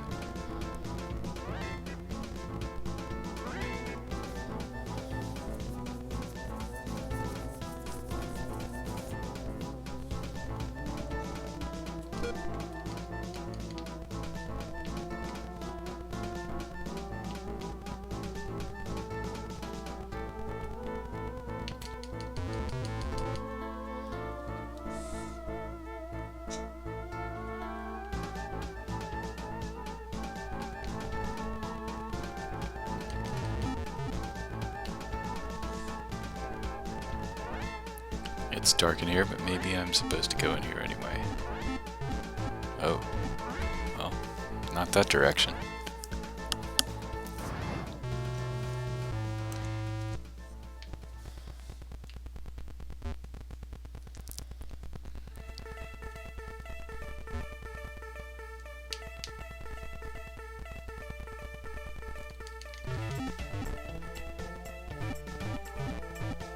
Okay.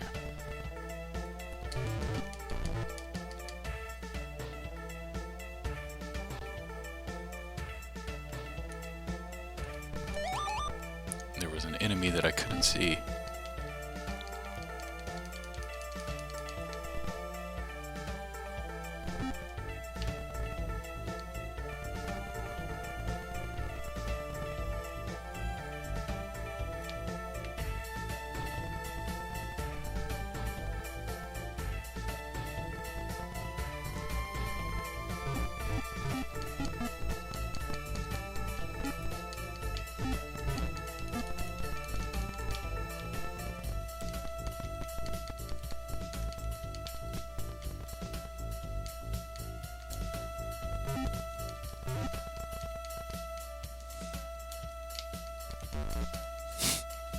So there's all kinds of invisible crap here.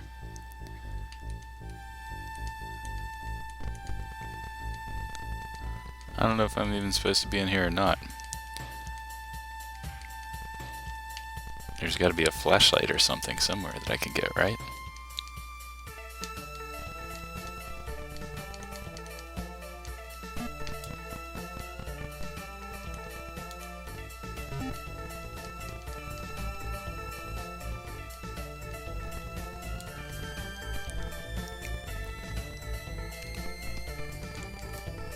Well, I'm going to restart, but I'm pretty close to giving up on this one. It's just too hard out of the gate.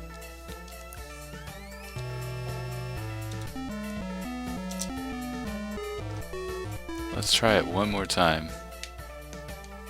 Walk around a little bit and see if we can find anything good.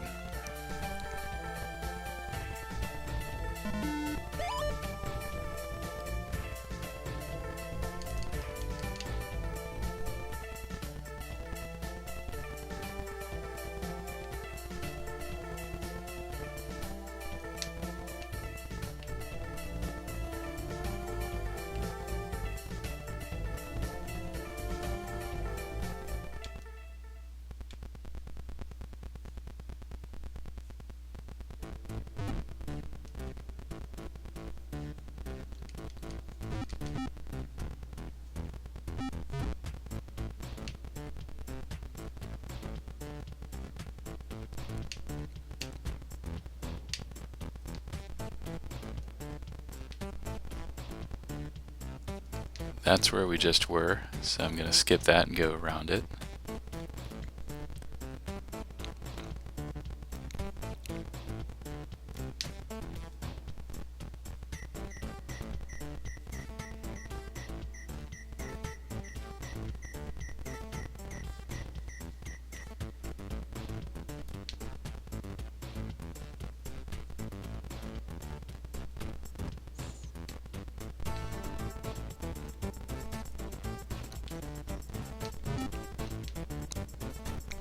See, I think this is just too open-ended out of the gate.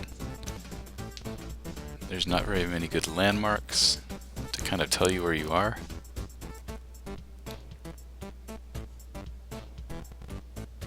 No direction.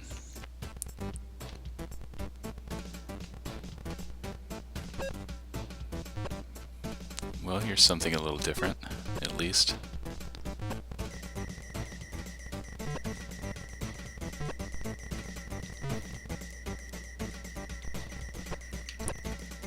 There's a bow and arrow weapon.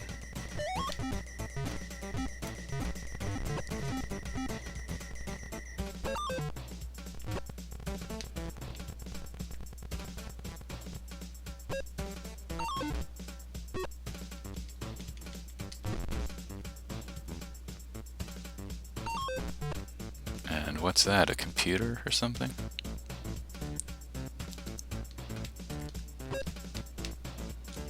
Let's try this bow.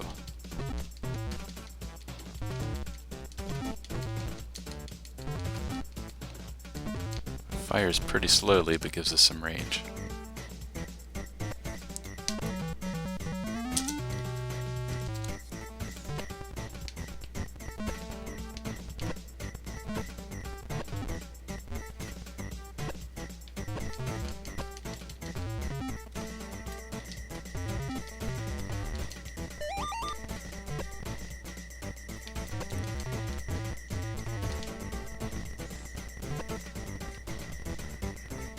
These enemies are kind of easily defeated, so maybe we're supposed to be here right now.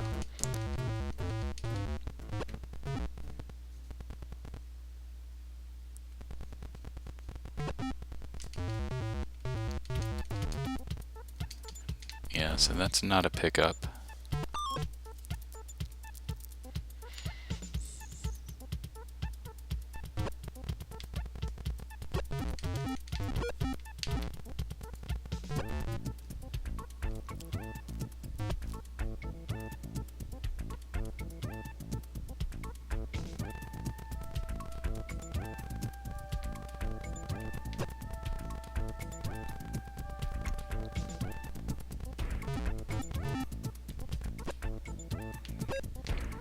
No, kind of a dead end here.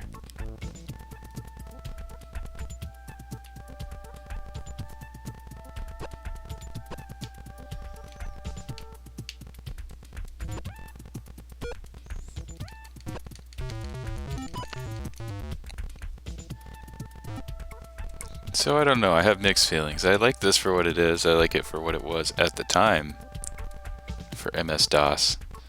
I can see just running around for several hours figuring out where stuff is and where not to go, and then finally stumbling on what you're actually supposed to find. So I can see it being a big time investment, and you'd have to be very patient to make any progress.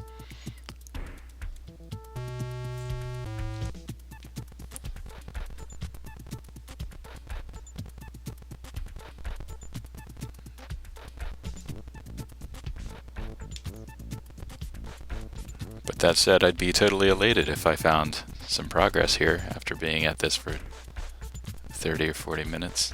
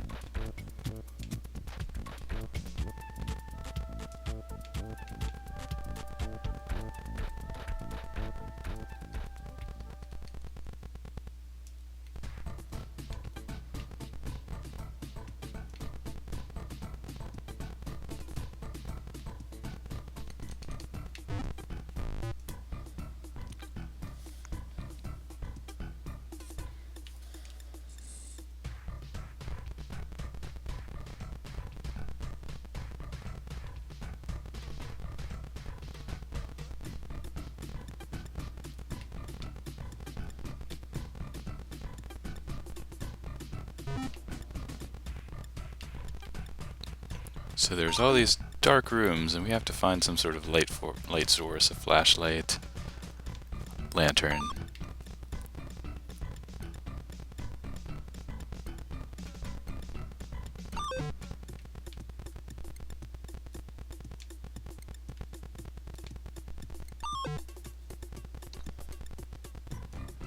Poisoned.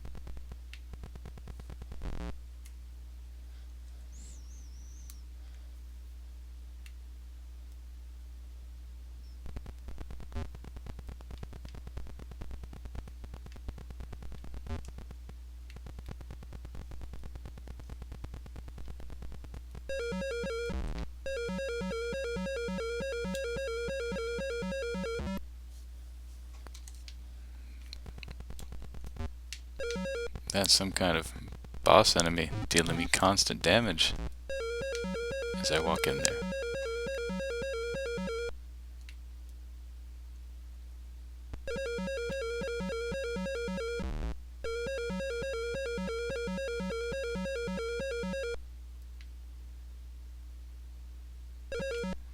Interesting, so I guess we're not supposed to be in that area right now.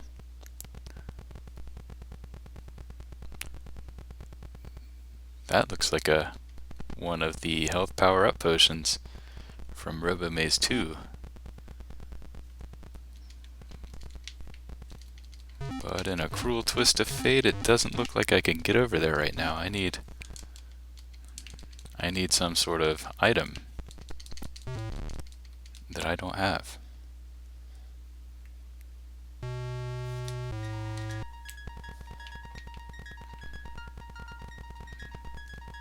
Good to have found something useful, though.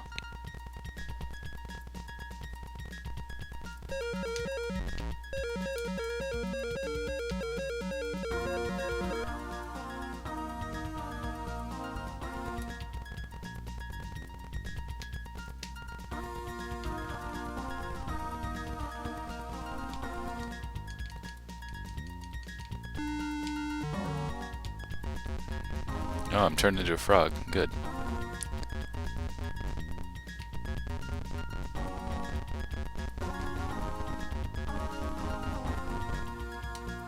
I wonder if this is permanent.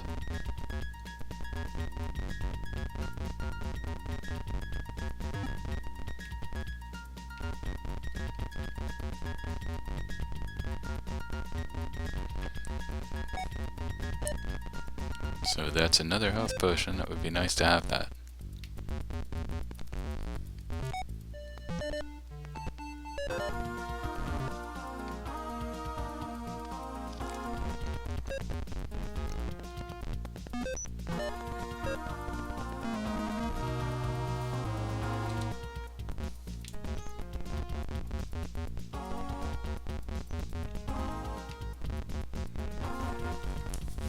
Yeah, I'm permanently a frog. Persisting past continues. Okay, health potion. That's good. Frog bad. I can't do much as a frog. Weapons don't work.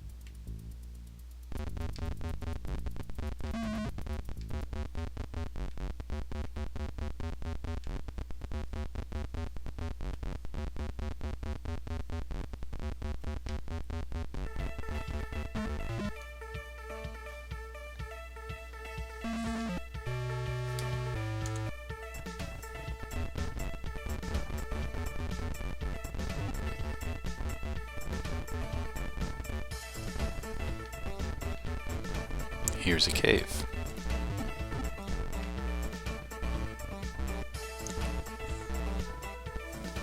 Well, I don't think I'm supposed to be in here, especially not as a frog. But I can't leave.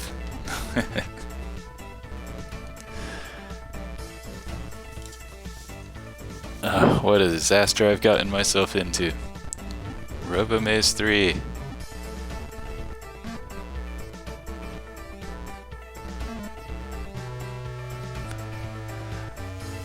Well, I think that's it for this stream. I wasn't able to get very far. I'm kind of disappointed. I'd like to get farther. Maybe I can find a walkthrough or some materials that tell me what to do. So that's Robomaze 3, and I'm not sure that I can recommend that. I think I can recommend Robomaze 2 for playthrough right now. That's pretty entertaining and straightforward. This is pretty difficult to get through. But I don't know, maybe I'll give it another shot. So if you joined today, thank you very much. And I'll be back in another day or two with some classic DOS games. See you later.